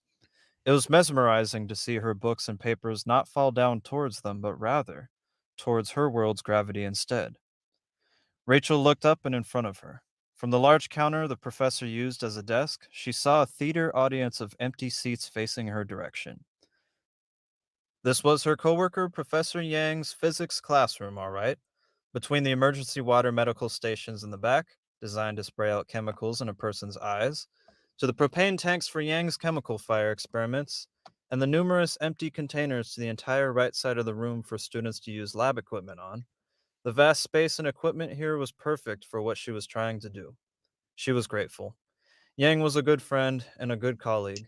She had allowed Rachel, another teacher here at this university, to use this lab for her research for a while now. Since Rachel's own classroom was small and filled to the brim with her books, and Rachel felt like her hard work was finally paying off. Rachel immediately dropped her purse over her shoulder onto the counter next to her folders. She quickly fumbled through the bag as she pulled out her cell phone. After tapping on the screen rapidly, she made her way to the voice recording app and waited for it to open. She clicked the red button. Entry 83. Let's see. Yes. Studies of the ethereal plane. Rachel paused for a moment as she held the phone to her mouth with one hand. Pushing back her long blonde hair over her ear with the other, she turned the many files in her folders on the desk. Inside the folders were maps, photos, newspapers, and printed out online documents, all heavily marked on and drawn by her previously. Farland native cultures have the same pyramid structures as the Midlands, both the desert and the mountain kingdoms. As well as this, the Leylands have the same architectural building designs aligned just. With her other hand, she quickly rummaged through the folder to find the map of the entire world. When she did, she pulled it out and followed along with her red fingernails the black Sharpie line that she had drawn across the continents earlier. She traced the line until she saw the name she was trying to remember. That's it! Lower Leylands, the Bunkuku, a perfectly symmetrical line. And if we connect to the sunken sea towers of Tiamaka, she traced her nail across the line again as she left the continent, now in the oceans between, until she saw it on the map. It's aligned. Rachel took a step back for a moment as she marveled. Quickly, she reached forward again and fumbled through the next folder full of photos and old newspapers. Each city, natives and archaeologists have confirmed, were designed with unique and specific purposes, mostly to study the stars above, she said as she stared at the map. However, is it a coincidence that these ancient cities and civilizations are perfectly aligned with one another, forming lines across the entire world? She looked down again and looked at the drawn Sharpie lines. Looking at them all, she saw that they were making strange connections that looked oddly like constellations. What were these people trying to accomplish with this feat, and how did these supposed primitive cultures achieve such a precise and illustrious mapping of the skies, let alone perfectly align with one another across the world? She paused as she stared at the map. She looked over at another photo and saw one of the other bizarre discoveries she came across recently. Elongated skulls. It was found in a museum with archived human skeletons, and as she looked into these lost and destroyed civilizations, she found that some of the skulls of its residents had stretched out craniums. Along with this, Rachel held the photo close to her eyes, the phone in the other. It is so very strange to find stretched human skulls at these sites. By my studies and research, experts on the subject say ancient peoples used the practice of elongating as an honorary practice to their gods, but she traced her fingernail on the map again and stopped at the Sharpie lines she circled in the ocean. Tikuamaku is under the seas while Ledgecroft and the others are only centuries old. She tapped on the name on the map as she stared in fascination. How is that connected? Pausing for a moment to think, Rachel turned her eyes to the cabinets on the wall. The professor had been so kind to allow Rachel to keep her artifacts here, safe and locked in one of her empty, unused shelves. Sweetie, Yang would often say, if it's science, I will always be a help to you. Besides, your pots and stones are really interesting. Are you an archaeologist now? What in the world are you up to in my classroom, girl? Rachel smiled at the memory of her colleague's words as she used her key to unlock the cabinet doors. She needed to be quick today. No 5 hours spent in this lab like yesterday. Yang needed to attend her daughter's play soon, and she was the one who always needed to make sure this place was locked up and kept, especially with the fire hazards like the propane tanks and scalpels used for dissections in the back. So was her responsibility as the university's physics teacher. Rachel greatly respected that. She thought about Savannah and smiled. This short time is for the best. Her own family was waiting at home too. Maybe I should make Rick that fajita recipe he really likes. She smiled at the thought of the idea. She has the ingredients in the fridge already. Oh, I should change that. Hold on. She had the ingredients in the fridge already. Ancient peoples and science can wait for a deep dive tomorrow. No rush. She opened the cabinet. Above her head, the two glowing figures stood on the classroom ceiling and listened to every word. They looked up at her curiously, while she had no comprehension of their presence. The woman has collected many lost records of the old kings, one said. She is growing dangerous in her observations. Indeed. The other, older and more experienced in voice, took some steps forward and glass reality hardened under his feet as he walked up newly formed glass stairs. Forming out of the lights flowing around him, he willed the dimension to form these stairs as he walked confidently onto them. From Rachel's perspective, he was walking down towards her. From his perspective, he was rising. He climbed up the steps to meet the ground of her world. He looked at Rachel, now face to face, unable to fall to her plane's gravity, and her unable to fall towards his. He tried to make eye contact with her as she paid no attention to him. His ethereal form was flowing and pulsing, but empty and coverless, like a mist of smoke in the shape of a humanoid. So too was his apprentice above, for they were both wandering vestiges, empty and longing, with no bodies of their own to call home. He walked around the woman, her upside-down head facing towards the things in her hands, and she continued to ramble into her cell phone. He looked up at it and then back down to her face. These cities are ancient sites, built so meticulously and so precisely, some of the stones in Titicaca can't even have a razor placed between them. She placed the statue down from the city and picked up a stone tablet next to it. On it was an old engraving of a human, dressed in ancient clothing that looked like royalty. The human in the carving looked normal, except for the elongated skull. Around this person were more carvings of decorative lights and rings painted into the stone, as if the art piece was glorifying the figure's esteem. She placed the tablet back in the cabinet and took a step back, staring at the rest of her artifacts. What was the point of elongating skulls? And who were these people's gods? She sat in silence, thinking deeply. The vestige closest to her, the elder, squinted his eyes. He saw as the cell phone device glowed and pulsed in its domain unlike hers. The codes and streamlines soared out of it all across the glassy plain and throughout her world. He could see the digital lines and their many connections. The internet, her social media, her contacts. He could see them all. He could also touch and manipulate those digital codes too if he desired to, though it did take some work to really do significant damage. Shall I reach down and crush that communicator of hers? The one above questioned as he saw his companion staring at the phone. To cause temporal instabilities and corrupt her recording? No. Shaking his head, the one closest to Rachel looked down the stairs at the other. Her mind is set and her heart is true to belief. You may cause the phone to have app issues and aggravate her, but she is consistent. She is consistent and will find another way. This benefits us not. The one above tissed as he shook his head. Look at these collections she has.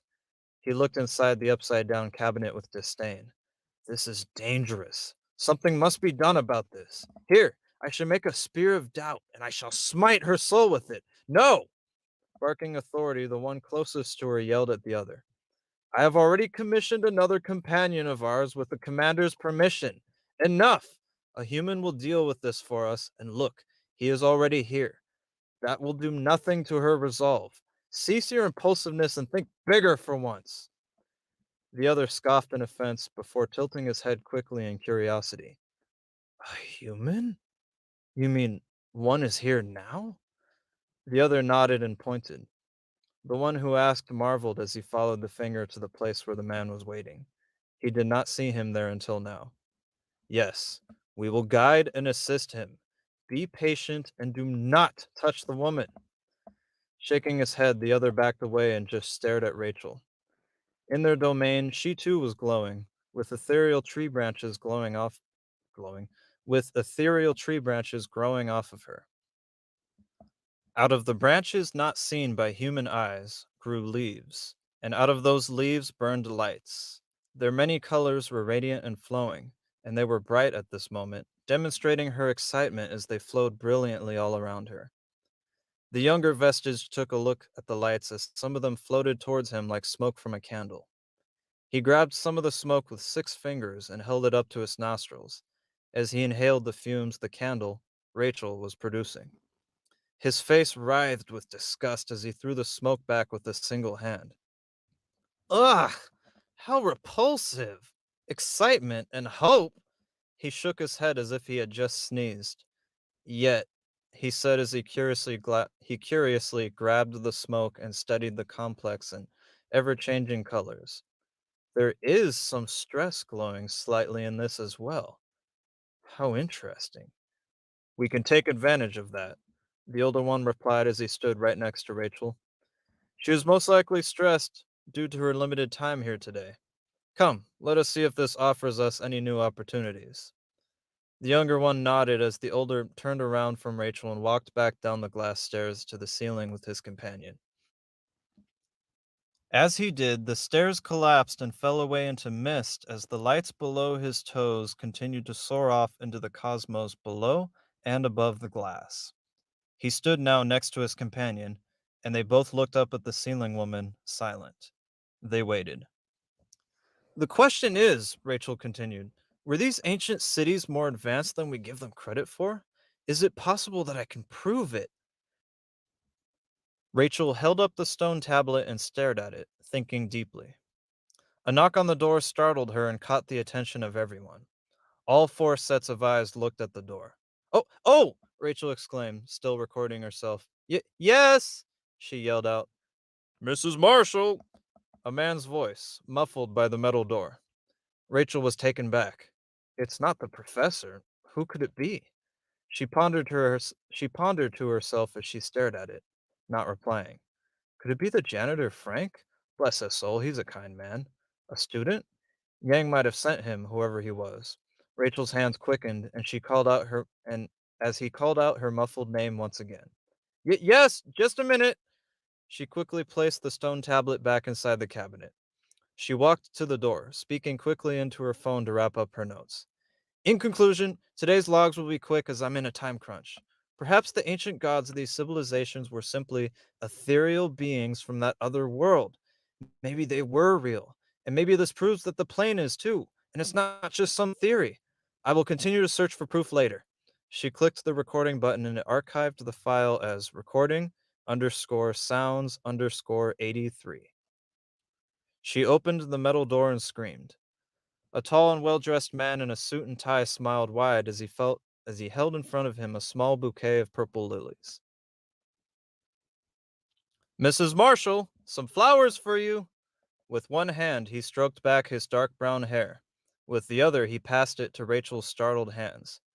Rick! Rachel cried out, mouth wide in shock. Honey, you didn't have to. Oh, lilies, my favorite. Of course I did. I wanted to see you, my love. The man leaned in for a kiss, and Rachel wrapped her arms and the bouquet around his neck with joy. In the sights of the two ceiling watchers, they saw as the man's own ethereal tree branches were larger and more prominent than Rachel's, but they were stiff and harder, while Rachel's were tender and sleek. The human's trees were now both glowing a golden hue, a color not seen quite as prominently as before. And when she wrapped her arms around him, his leaves and her leaves glowed vibrantly. Out of the golden hues, massive gold flames roared to life, as golden lights now streamlined brilliantly into the glassy cosmos unseen all around them. The two ceiling beings stared down and one scowled at the light show. Great! The husband is here, and look at this. How repulsive! He waved his hands, annoyed. Indeed, you finally say a word I can agree with. The other shook his head. Reminds me of the king. He scowled in disgust as he said the word. Rachel backed away from kissing the man. Honey, what are you doing here? Rachel's smile was vibrant, and she smelled the lilies ecstatically. Rick cleared his throat and tucked on his suit lapels. Well, my dear, you see, fellowship went rather well today, and I figured with my beautiful scientist wife working really hard in the school after hours, I figured I'd give my sweetheart a gift to ease her tensions as she makes her groundbreaking scientific discovery. He raised a triumphant fist as he dramatized the words. Oh, Rick, stop it. I'm no scientist. I'm a health teacher. This is just research on lost history. Rachel waved one hand dismissively as she blushed. Smirking, Rick raised a fist to his mouth as if it was a microphone. Mrs. Marshall, you are a nutrition health teacher at this fine academy, are you not, Mrs. Marshall? And the human body, equipped and run by said nutrition, which is a product of science and of our maker. Is it not an amazing machine and a great feat of science, Mrs. Marshall? Rick, so therefore, if one were to operate and be expert on said machine, such as yourself, would that not make them a scientist, Mrs. Marshall? Do you have a comment? He held out the empty fist as if she was an interviewee. Rachel laughed and pushed away his hand before grabbing his shoulder. No, silly. She embraced his lips. They both leaned in and kissed passionately. Up above them, the vestiges loathed in contempt. Suddenly, the rushing flap of massive wings caught both of the watchers' attention, as its powerful rushing winds suddenly pushed them back violently like the force of a jet. The winged creature came flying in from the glassy floor below their feet, phasing straight through the glass without breaking it. The creature slowed down and then outstretched its 6 massive wings. It glowed with power and stared at the two vestiges, seeing it. It flapped its wings again and moved the very golden lights of the couple around it with the rushing force. It was a strange sight to behold, a living creature from high above the glass, below the two vestiges' feet. Made out of a circular glass bowl, it had rings spinning around the bowl and floating eyes hovering gently inside of it, attached to nothing. The spear was outlined with 6 pairs of massive white wings, and those wings flapped as it bounced, keeping it afloat. It set its many eyes on the two beings watching it and narrowed them. Slain souls, a thunderous voice bellowed out of its spinning rings. Where do you come from and what do you seek here? The voice from those eyes was powerful and authoritative. With its unique shape and design, it could easily make itself accustomed to both gravities of both worlds, as its body was circular, and its eyes could switch back and forth from ceiling to floor and floor to ceiling with ease at any time. One of the slain scowled as he looked at the rings and its floating eyes with disdain. He got up from the glass floor and pointed at him accusingly. What do you care? What do you think you're doing here anyways, Uriah? I come from the power of this man's belief. The many eyes looked down at Rick and then back at the beings it called slain. The husband's knowledge is low, but his heart is strong. The king has sent me to protect his wife. I come on behalf of the highest royalty. Blinking, it flapped two wings quickly as they thrusted a great rushing wind like a sonic boom. It was as if declaring his words as final. After that, his eyes began to hum and glow, and when the pointing slain saw it, he backed away quickly. Suddenly, a visible wall of gold-colored lights shot straight out of the many eyes and expanded rapidly right in front of him, making a glowing golden humming energy shield. The shield grew and circled around the creature named Uriah, and then it covered the unaware couple below it, making a full and complete spear. The two slain backed away from the barrier, anger seething in their eyes.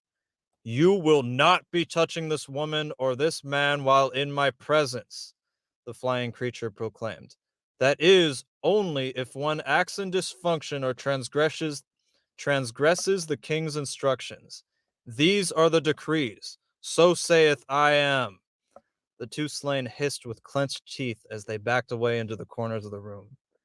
Then we will wait till they transgress, the younger shouted, and then we will trick them to transgress more. He raised an angry fist and shook it. So let it be if that is what they choose. The winged frame of eyes relaxed his posture, as he now hovered gently above Rick and Rachel, wings flapping gently oh, that's a typo. Wings flapping every now and then to keep him afloat. He watched the two slain souls while the barrier of energy hummed between him and them, encircling and protecting his assigned humans below. He would remain there until he was called elsewhere. How was your day today, honey? Rachel smiled in genuine curiosity as she plucked her collections and made way back to the cabinet. She began to put the artifacts back into their places as Rick replied. Oh, it was great. You know, the usual, he said. Young Tim is still fighting that terrible drug addiction, so me and the other leaders are trying to assist him in deliverance sessions. I pray and hope the young'un overcomes and is victorious. He's a kind boy, and I applaud his bravery in admitting his addictions and longing to be free. Rachel smiled as she turned around to meet him. How wonderful, honey. Smiling and seeing the objects filling the shelf, Rick continued. You know, Rachel, you ain't the only one in this marriage who's on to big discoveries. She turned around and looked at his wide smile. Oh, yeah? Oh, yeah! He pulled out from his jacket a small book. It was the sacred text of his religion. She knew the cover well. Her smile fell immediately. On it was written the Book of Belial. He smacked it lightly as his face got excited. Marco's been talking with me again, and we think we're onto something. Belialism may not be as honest as the religion seems, honey. And look, we may have discovered some deeper truths. Traditions, contradictory writings, covered up history, and lies passed down from generation to generations. The things the establishment teaches on. These texts right here say completely otherwise. We may be onto something big. He waved the book excitedly. Rachel smiled half-heartedly as she turned back around and closed the cabinet, locking it with her keys. That's great, honey. Rick placed the book back inside his suit and his smile dropped as he stared at her. Seeing she wasn't interested in his religion as usual, he looked around and then looked down at her folders to find a new subject. One eyebrow raised particularly when he looked at the photos of the elongated skulls. So, what new discoveries have you unearthed, hon? Rachel's eyes lit up vibrantly as she turned quickly back around. As she got closer to Rick, her hands swayed everywhere as if she was maniacal. Oh, honey, I'm so close! Oh? Rick leaned back slightly, startled by her sudden excitedness. He should have expected this by now. His wife is like this at home all the time. I should correct that. His wife was like this at home all the time. She moved back behind the professor's desk and started to frantically point out different photos and papers from her folders as she aggressively shuffled them around. I think that these ancient fallen civilizations were trying to access the ethereal plane, Rachel said. Rick's eyebrows both shot up. Ah, this study again? She nodded rapidly in excitement. The ethereal plane, she repeated. So many people don't even believe it exists. A dimension just above our own, or a place of unseen things. I think it's real and not a myth like people say. So many people wage wars over it. Many practice magic and commune with it all over the world. Yet one has to wonder, where does their magic come from? Rick's chin raised up. From the plane? Rachel pointed at him with wide eyes. Exactly. Tapping aggressively on some photos on the desk, she continued. I think that our predecessors, these lost civilizations, were far more advanced than we ever gave them credit for. Perhaps even more than us, mind you. She looked up and then back down again in excitement. I think they were trying to harness the ethereal plane, the fourth dimension, the unseen world, whatever you want to call it, and to maybe learn about it, or to travel into it, or to harness its powers. And I think they just may have. Rick blinked. He stopped for a moment to comprehend all this. Wait, so Rachel, this... He pointed and tapped on the photo of the elongated skull and then on the Sharpied world map. This is why you've been watching all those lectures and YouTube videos at home? So you think this is proof that the people who did these practices in ancient times were not bizarre like we think or were taught, but actually did stuff like this because it worked? Yes! Rick's mouth held open for a moment and he stared at the photos. And so you're saying the events in the Book of Bilal, for example, as well as recorded history too, of ancient cities being destroyed for using dark magic and sorcery, you think these cities could be them? You think maybe that sorcery is not just a fanatical terror practice like we were taught to believe, but rather people were accessing a deeper science? Yes, honey! Her eyes were massive. Rick awed at his wife. As he looked down at it all, his jaw dropped wide. Sweetie, this is amazing! He grabbed the map and held it up closer as if he couldn't believe it was real. This is actually a groundbreaking discovery. I was only joking. Oh, Rick, Rachel blushed deeply, turning away. This is just wacko conspiracy research. She laughed nervously as she pulled her hair behind her ear. All theoretical until, well, she stopped and looked up at him, pointing her finger proudly. Until we can prove it. Rick laughed, making radio feedback sounds with a fist to his mouth. Rick held out another hand holding an invisible microphone. Mrs. Marshall, he shouted teasingly. Can you confirm your breakthrough discoveries that ancient human cultures actually accessed another dimension? That these civilizations we previously thought primitive were actually highly advanced and wiped themselves out with too much power? That the fourth and maybe fifth and maybe even more dimensions have been accessed already in the past? Mrs. Marshall, can you leave a comment on your status as a teacher? Surely you have to be a renowned scientist after discovering this. Do you deny these claims? Shut up! Laughing, Rachel grabbed his wrist and pulled him in. Climbing over the counter, Rachel embraced her husband and they kissed passionately. They both kept kissing and kissing, their hearts vibrant and deep.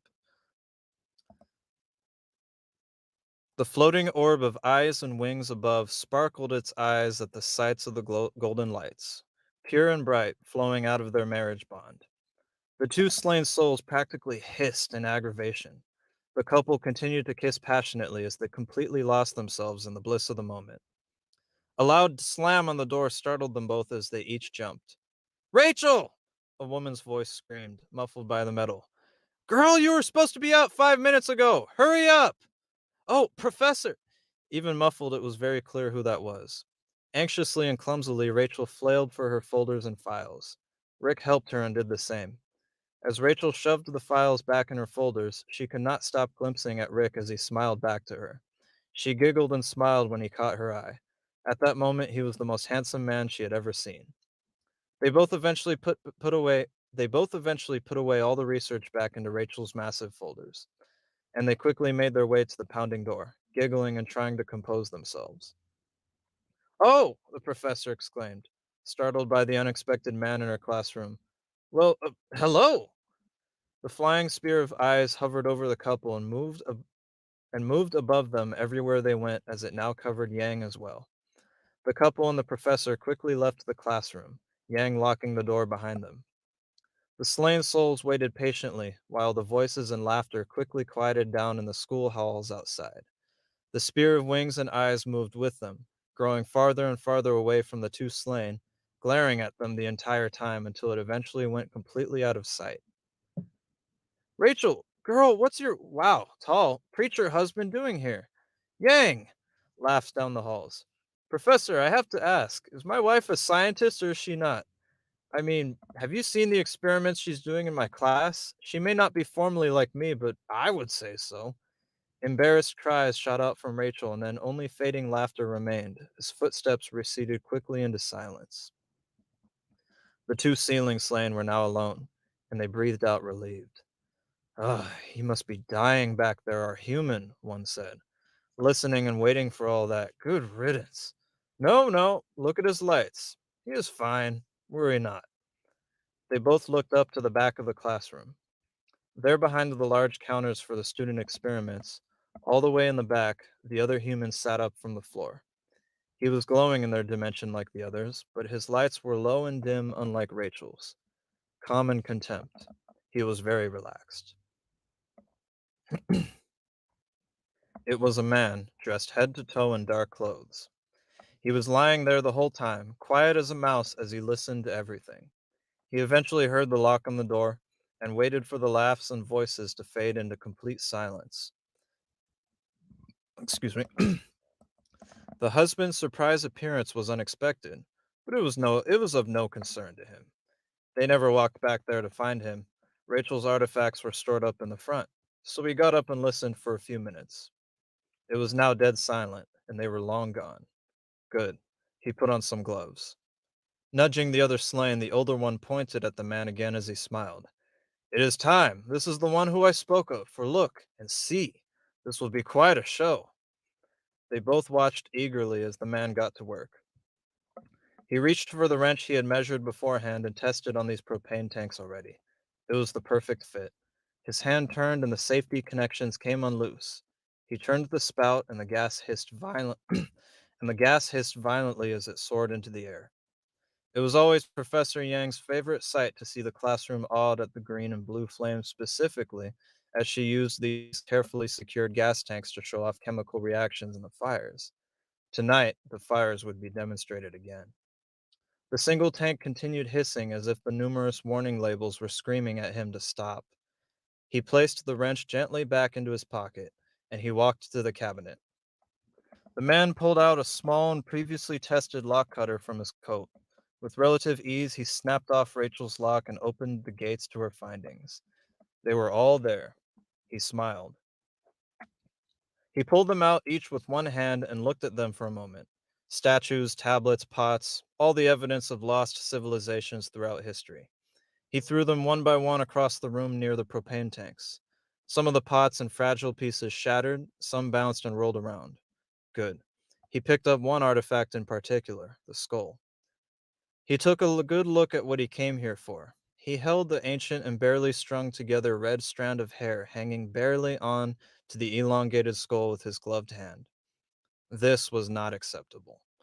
As planned, this little accident would remove this intrusion, as with the other relics. He threw it towards the propane tanks and walked to the front of the classroom as it hit the ground and clattered on the floor. He tested the front metal door and it opened from the inside, but was locked from the outside, exactly as he had previously tested. He smiled at the ignorance of the two teachers. He had been studying these two women for a while now, especially after Rachel consulted that collector who was on his employer's watch list. He had tested this plan numerous times already. He knew he was perfectly relaxed there in the back. They wouldn't even think to check that spot when Yang closed her classroom down. as was the same with the previous day, and the one before that, and the one before that, and the one before that. Tonight was the night the plan would be executed. He pulled out from his jacket a rubber band, and then he searched the professor's desk for the torch. She had to use something for the enclosed fire experiments after all, and he found it exactly where he had found it before. He held up the large torch and he cleared his throat. Is the coast clear? His deep and quiet voice spoke to nothing. It is, Nothing whispered back. We have also informed your escort. He is waiting at the spot. The man nodded. He could not see the upside-down heads talking to him, but he knew they were there. He wrapped the rubber band around the torch and fastened it to the trigger. The flames roared to life, and he left the mini flamethrower there on the counter, breathing angrily like it was a small dragon. The propane would eventually make its way to the flame, and the other tanks he left purposefully unopened would eagerly await their detonation. He was confident they would take care of these intrusions and remove the findings, as he was ordered to do. He opened the metal door and made a sprint for the exit. As the slain had confirmed, no witnesses were in the short trek that it would take to get to the spot, nor were any humans watching or aware of his partner's parked and running car in the east parking lot. Rachel's car and the other two visitors to the classroom were parked in the West University parking lot, as he had also confirmed with the spirits numerous times before and once again today. He made his way to the running car, and the propane finally met the flames. The bang rattled every window across the entire campus. Within a half-empty school parking lot, the car with 2 passengers and a fake license plate squealed its tires and sped off into the busy streets. By the time the fire alarms sang their songs, the flames were spreading high into the sky and the black smoke filled the evening sunset. The car joined seamlessly with traffic, and the two pulled over to the curb on the right with the cars around them to also let the screaming fire trucks pass by them on the way to the school. The two men continued driving and headed off into the night as if it was a completely normal evening drive. A perfectly executed plan. And that concludes chapter 1.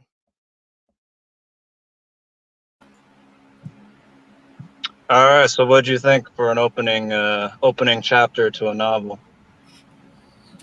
It's a bit long. Yeah. Yeah, I get it. I know I said that I have to wait until everybody else gives their feedback, but I actually like this one more. Oh, thanks. I was gonna say, dude, I fucking love Rick. He's so awesome. Like when he's just like, Mrs. Marshall, please tell me. Like when he's acting like, dude, like that is exactly the kind of like funny shit that I would like. You know, like it's like I see exactly what kind of relationship they have.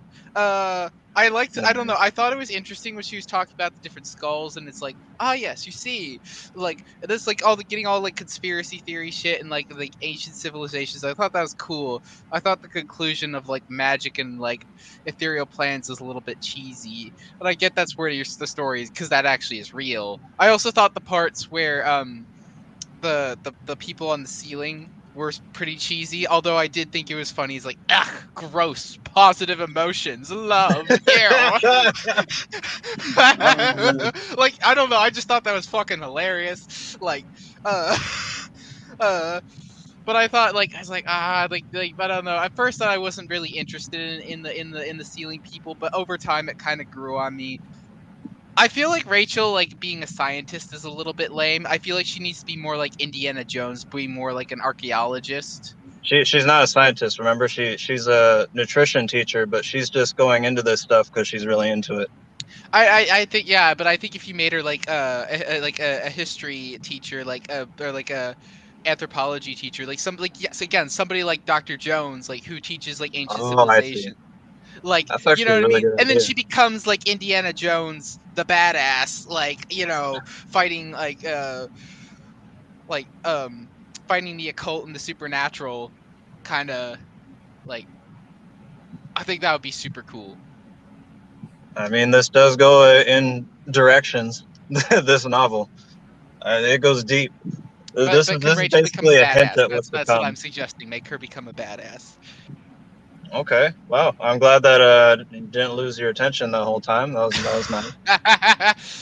I know. It was like the first two ones. It's like, oh, please, this is more. It's like, oh, I see. I get it. I understand. All of this stuff is like really cool, and I want to see more of it. And even the stuff that I didn't particularly care about, which was the ethereal plane stuff, it still is like able to keep my attention. Yeah, I'm writing about things that I'm really into. Yes, dude. Like, do you have you ever watched Indiana Jones movies? Yeah, yeah. I fucking love those movies. That's where I learned about the crystal skulls all Yeah, across the world. that's right. That's what made me think of that Indiana Jones. Like that was in Indiana Jones 4. Mm-hmm. And I was like, I love like combining like ancient like history with the occult and like you know like I think that stuff is so interesting. Nice.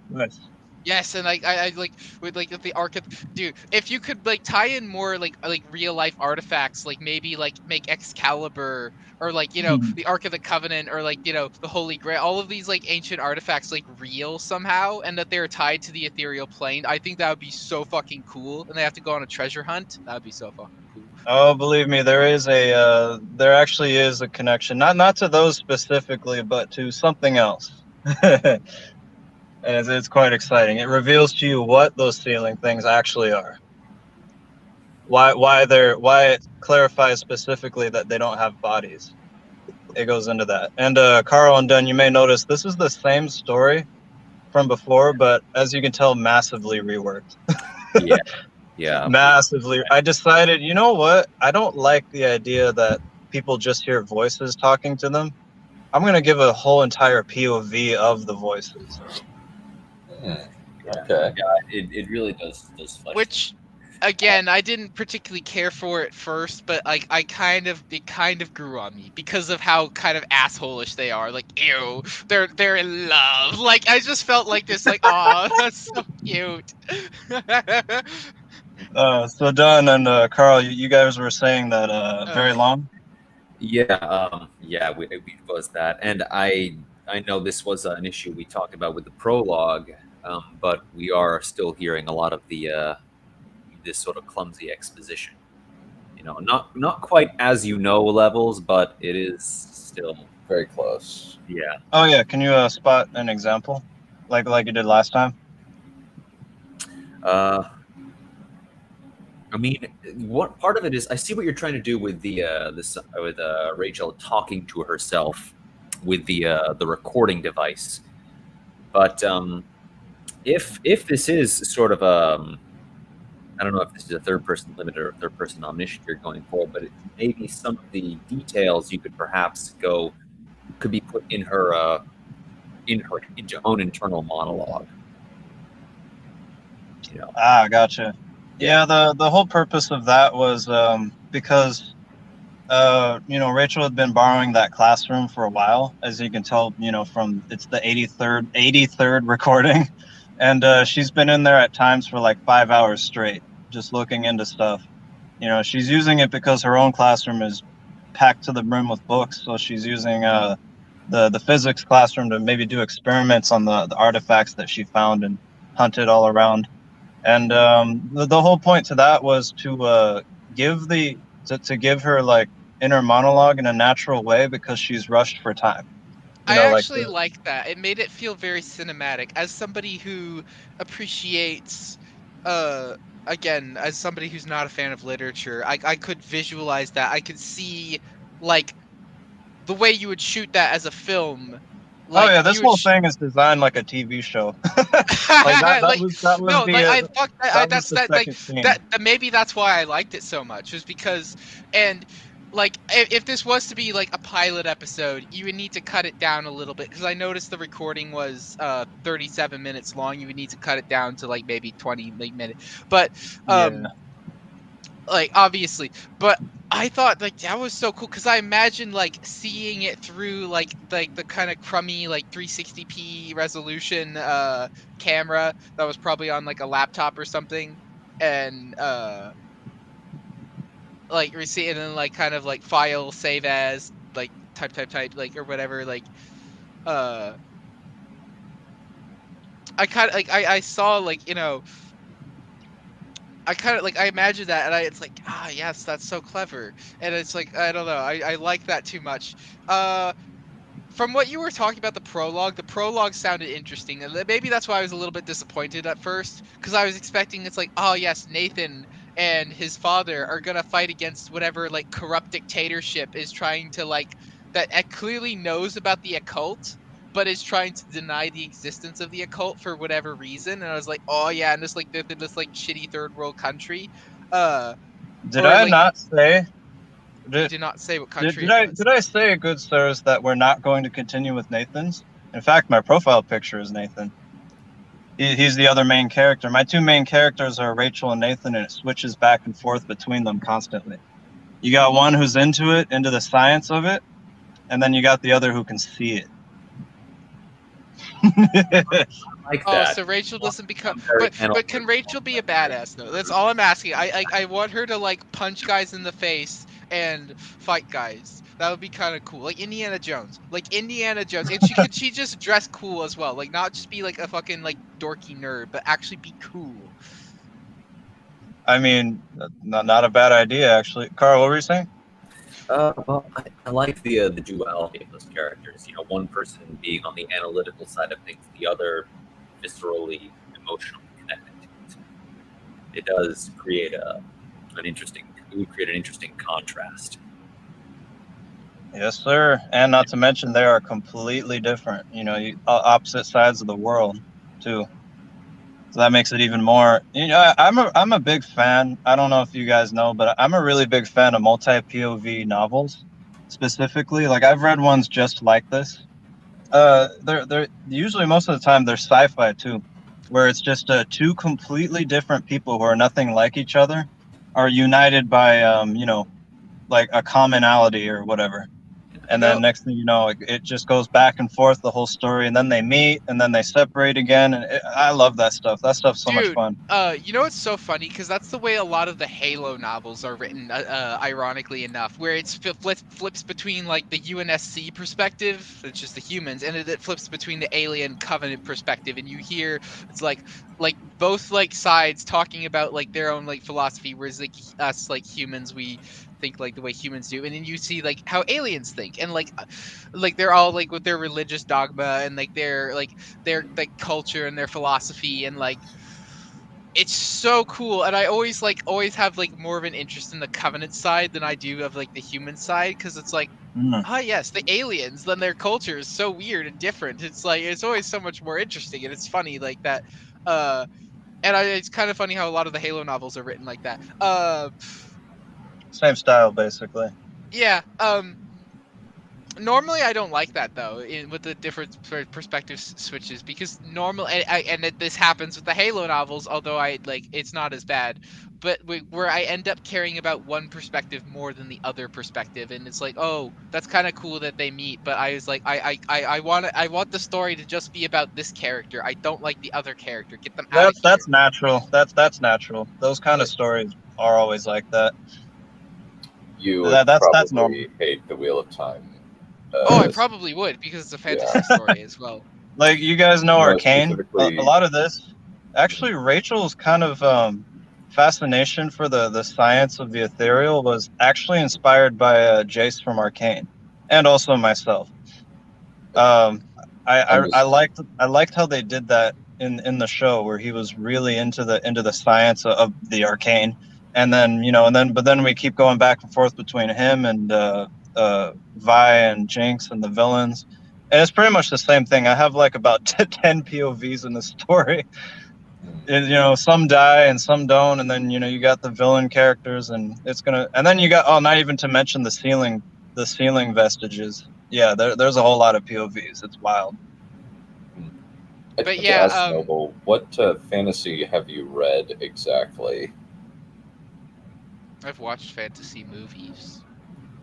Oh, really quick, Victoria, I didn't want to forget your comment. I like that you spotted that.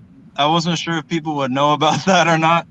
A lot of the things that Rachel said were made up, but there was a very few amount of them that were real.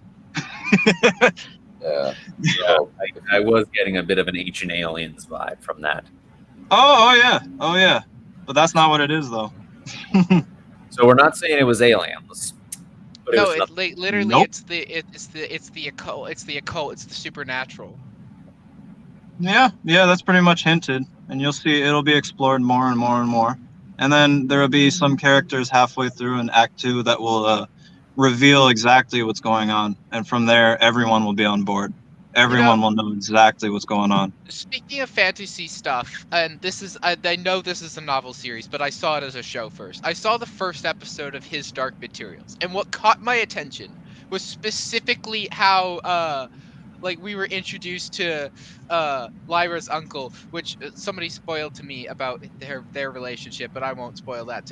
I'll be courteous. But anyway, like. And anyway, so her uncle was like making his speech to the professors, and he's like, and then so I discovered dust, and then I discovered this professor from Germany, and I found his skull, and then they're like, and I found other dimensions, and then they're all like, this is heresy. And then the fact that they're like talking about this, I believe this institution is a place of learning and of education and science, and I just thought all of this is so interesting because I have no idea what's going on. They're saying like this is a place of science and learning and like greater understanding, and then they're like claiming that this guy's discoveries are heresy. I'm like, oh man, this is so interesting. I want to know more because it's like a contradictory of like what science is supposed to be, and they're treating it like a religion, and it's just wow, this is so cool. And I think yeah, that's what caught my attention, not necessarily the magical bullshit, because the magical bullshit is like the thing I usually care about the least. Then maybe But that's why I like the Materials. supernatural as opposed to like pure magic, because the supernatural, it's something that's like kind of vague and abstract, and it's like always outside of like your control. Like you don't really like like monsters, I guess. Like I don't know. Like, It really depends. The Wheel of Time does not necessarily have this problem because the Wheel of Time, the magic is almost a science because there are multiple people who can use it. Oh yeah. So it's pretty much based on the same concept I'm going for. Mm-hmm. You guys know Stranger Things? Yeah. The concept of the I have upside down. heard of it, but I haven't watched it. Yeah, picture that, but instead of it being, upside down the earth, right, where you flip the ground up and then like a coin, instead you got the ceiling people. You look up and you see the upside down. That's exactly what I'm going for. When I first thought of that, I was like, oh, that is so cool. I got to write that. I got to start it like that, actually.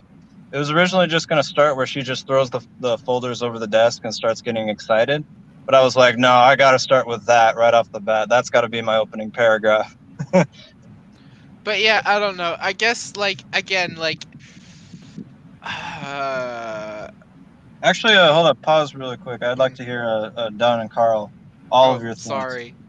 No worries. I'll get back to you. I think I've said basically everything I have to say. It was a bit long. I think like I did, because it was a bit long, I had a little bit of trouble like focusing in on the whole thing, and I caught a lot of snippets. But I think the characters feel good. I actually think that the exposition with Rachel doing a ship's log was actually very clever, and that was a very good way of getting exposition out. Wait, what was? Sorry, yeah, I missed that. Rachel. I thought the Rachel's whole thing was her cat ship's log was actually very intelligently written. I thought it was a smart what log?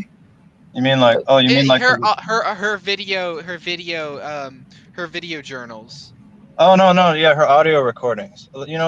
Basically what I'm going for is, how like investigators or cops will have like, or like journalists will have like audio recordings. They'll press the tape and they'll record themselves. That's what I was going for, but she's using an iPhone because she doesn't really have anything like that. Okay. That's what I was trying to go for there. Well, I'm glad you like that. Feel free to share anything else. I think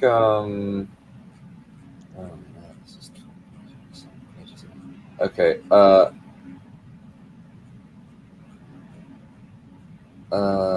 I couldn't think of anything else off the top of my head. I think we'll probably just have to stop here.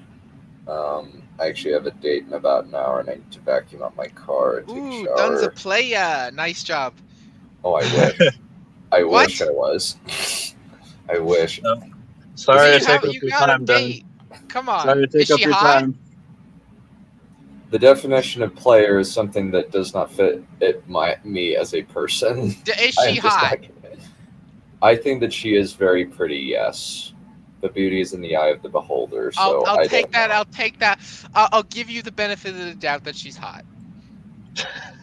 Well, I wish you good fortune. yeah, I need about an hour, and I guess I could read like the first. Let's see how much. Okay, it's about. Oh dear, it's like 6 pages. That's not long. That's too long. Yeah, Wait, my story was 6 pages. mine's single spaced. Wait, what Mine's space is like my 12. story? Yours My was chapter was double like space. 12 in single space. So to give you, this is what I'm talking about. It says it's 1.15. Mm-hmm. Mine is 1, and it's Okay. extremely and just looking at it, I'm a little bit denser than your stuff. Done. So what I'm thinking of doing, because these every chapter is going to be like that, because for some reason I keep finding myself writing these very it feels like organic flowing, like I'm not rushing. Basically, I'm trying to make it these realistic conversations and realistic interactions with one another, like Rick teasing his wife, and like his surprise appearance, and then like the two on the ceiling, their discussion. And I'm like, man, how do I fit this into something short? So I just let it flow. I let it try to be No, as and I think natural that's as fine because possible. I fucking love. I think that Rick's character is way better as a result because you had him tease his Nice. wife. Because like, otherwise, if he didn't do that, and if he was just like, "Oh hi, honey, what you doing?" and she's like, "Oh hi, I'm learning about I'm studying like the occult and of like discovering the supernatural and finding about like alternate dimensions." It's like, okay, yeah, you fucking lost me. Like that is what kept my attention. Is like, Well, hold on. I hear you. So, what I was going to say was, when I get to the other ones, some of them I'm going to split into two presentations for the sake of attention spans. But pretty much every chapter is just like that. So this one I really didn't want to split in two because it all flowed very consistently. I feel like, well, I hope it did, and I liked it. I didn't really want to break that tension, especially when the two of them on the ceiling said, no, the older one's just like, no, stay away from her. I already have someone here. And then he's like, wait, a human? Where? And he points, and then the other's like, oh, I didn't see him there. That was a hint that someone was there the whole time. And, like the reader might think as Rick came in that they were talking about him, but no, they were talking about another man in the back of the classroom the entire time. And that reason right there alone is why I wanted to make it one consistent showcase. But when I present chapter 2, which is actually even longer because there's so much happening, I'll split it into two, and it'll be more at speed with like what Carl presented. It'll be about that much of length. Carl, but Carl's story was just, no offense, Carl, but like, It I didn't don't know, appeal to like you, that's fine. the things that I like were like, it just, I don't know. I really like this one though. I feel like this one has more personality and that there's more going on for it. And I admittedly, I think I was gonna write Rachel off at first, but like she kind of saved it by talking about like things that I am interested in, which is like, yeah, the occult, and then about like ancient like society, ancient civilizations, and tying that into like, again, tying it into the occult and the supernatural, and that like all of this like like mysterious, like all of this like supernatural mumbo jumbo has some kind of legitimacy to it, and that like Just wait till I'm gonna keep sharing more. Just wait till we get to the skull catchers, the people who are the occult. That's gonna be really exciting. Oh, are they like that? Are like that's gonna be cool. Yeah, this is a dense story, and I squeezed a lot of that. That first chapter is basically I tried to make it like what you're supposed to do in novels. The first chapter is the opening hook, basically, and I hope that for the reader especially, for the listener, my own voice. I guess it could also be my voice presentation. It's difficult for me to do this well.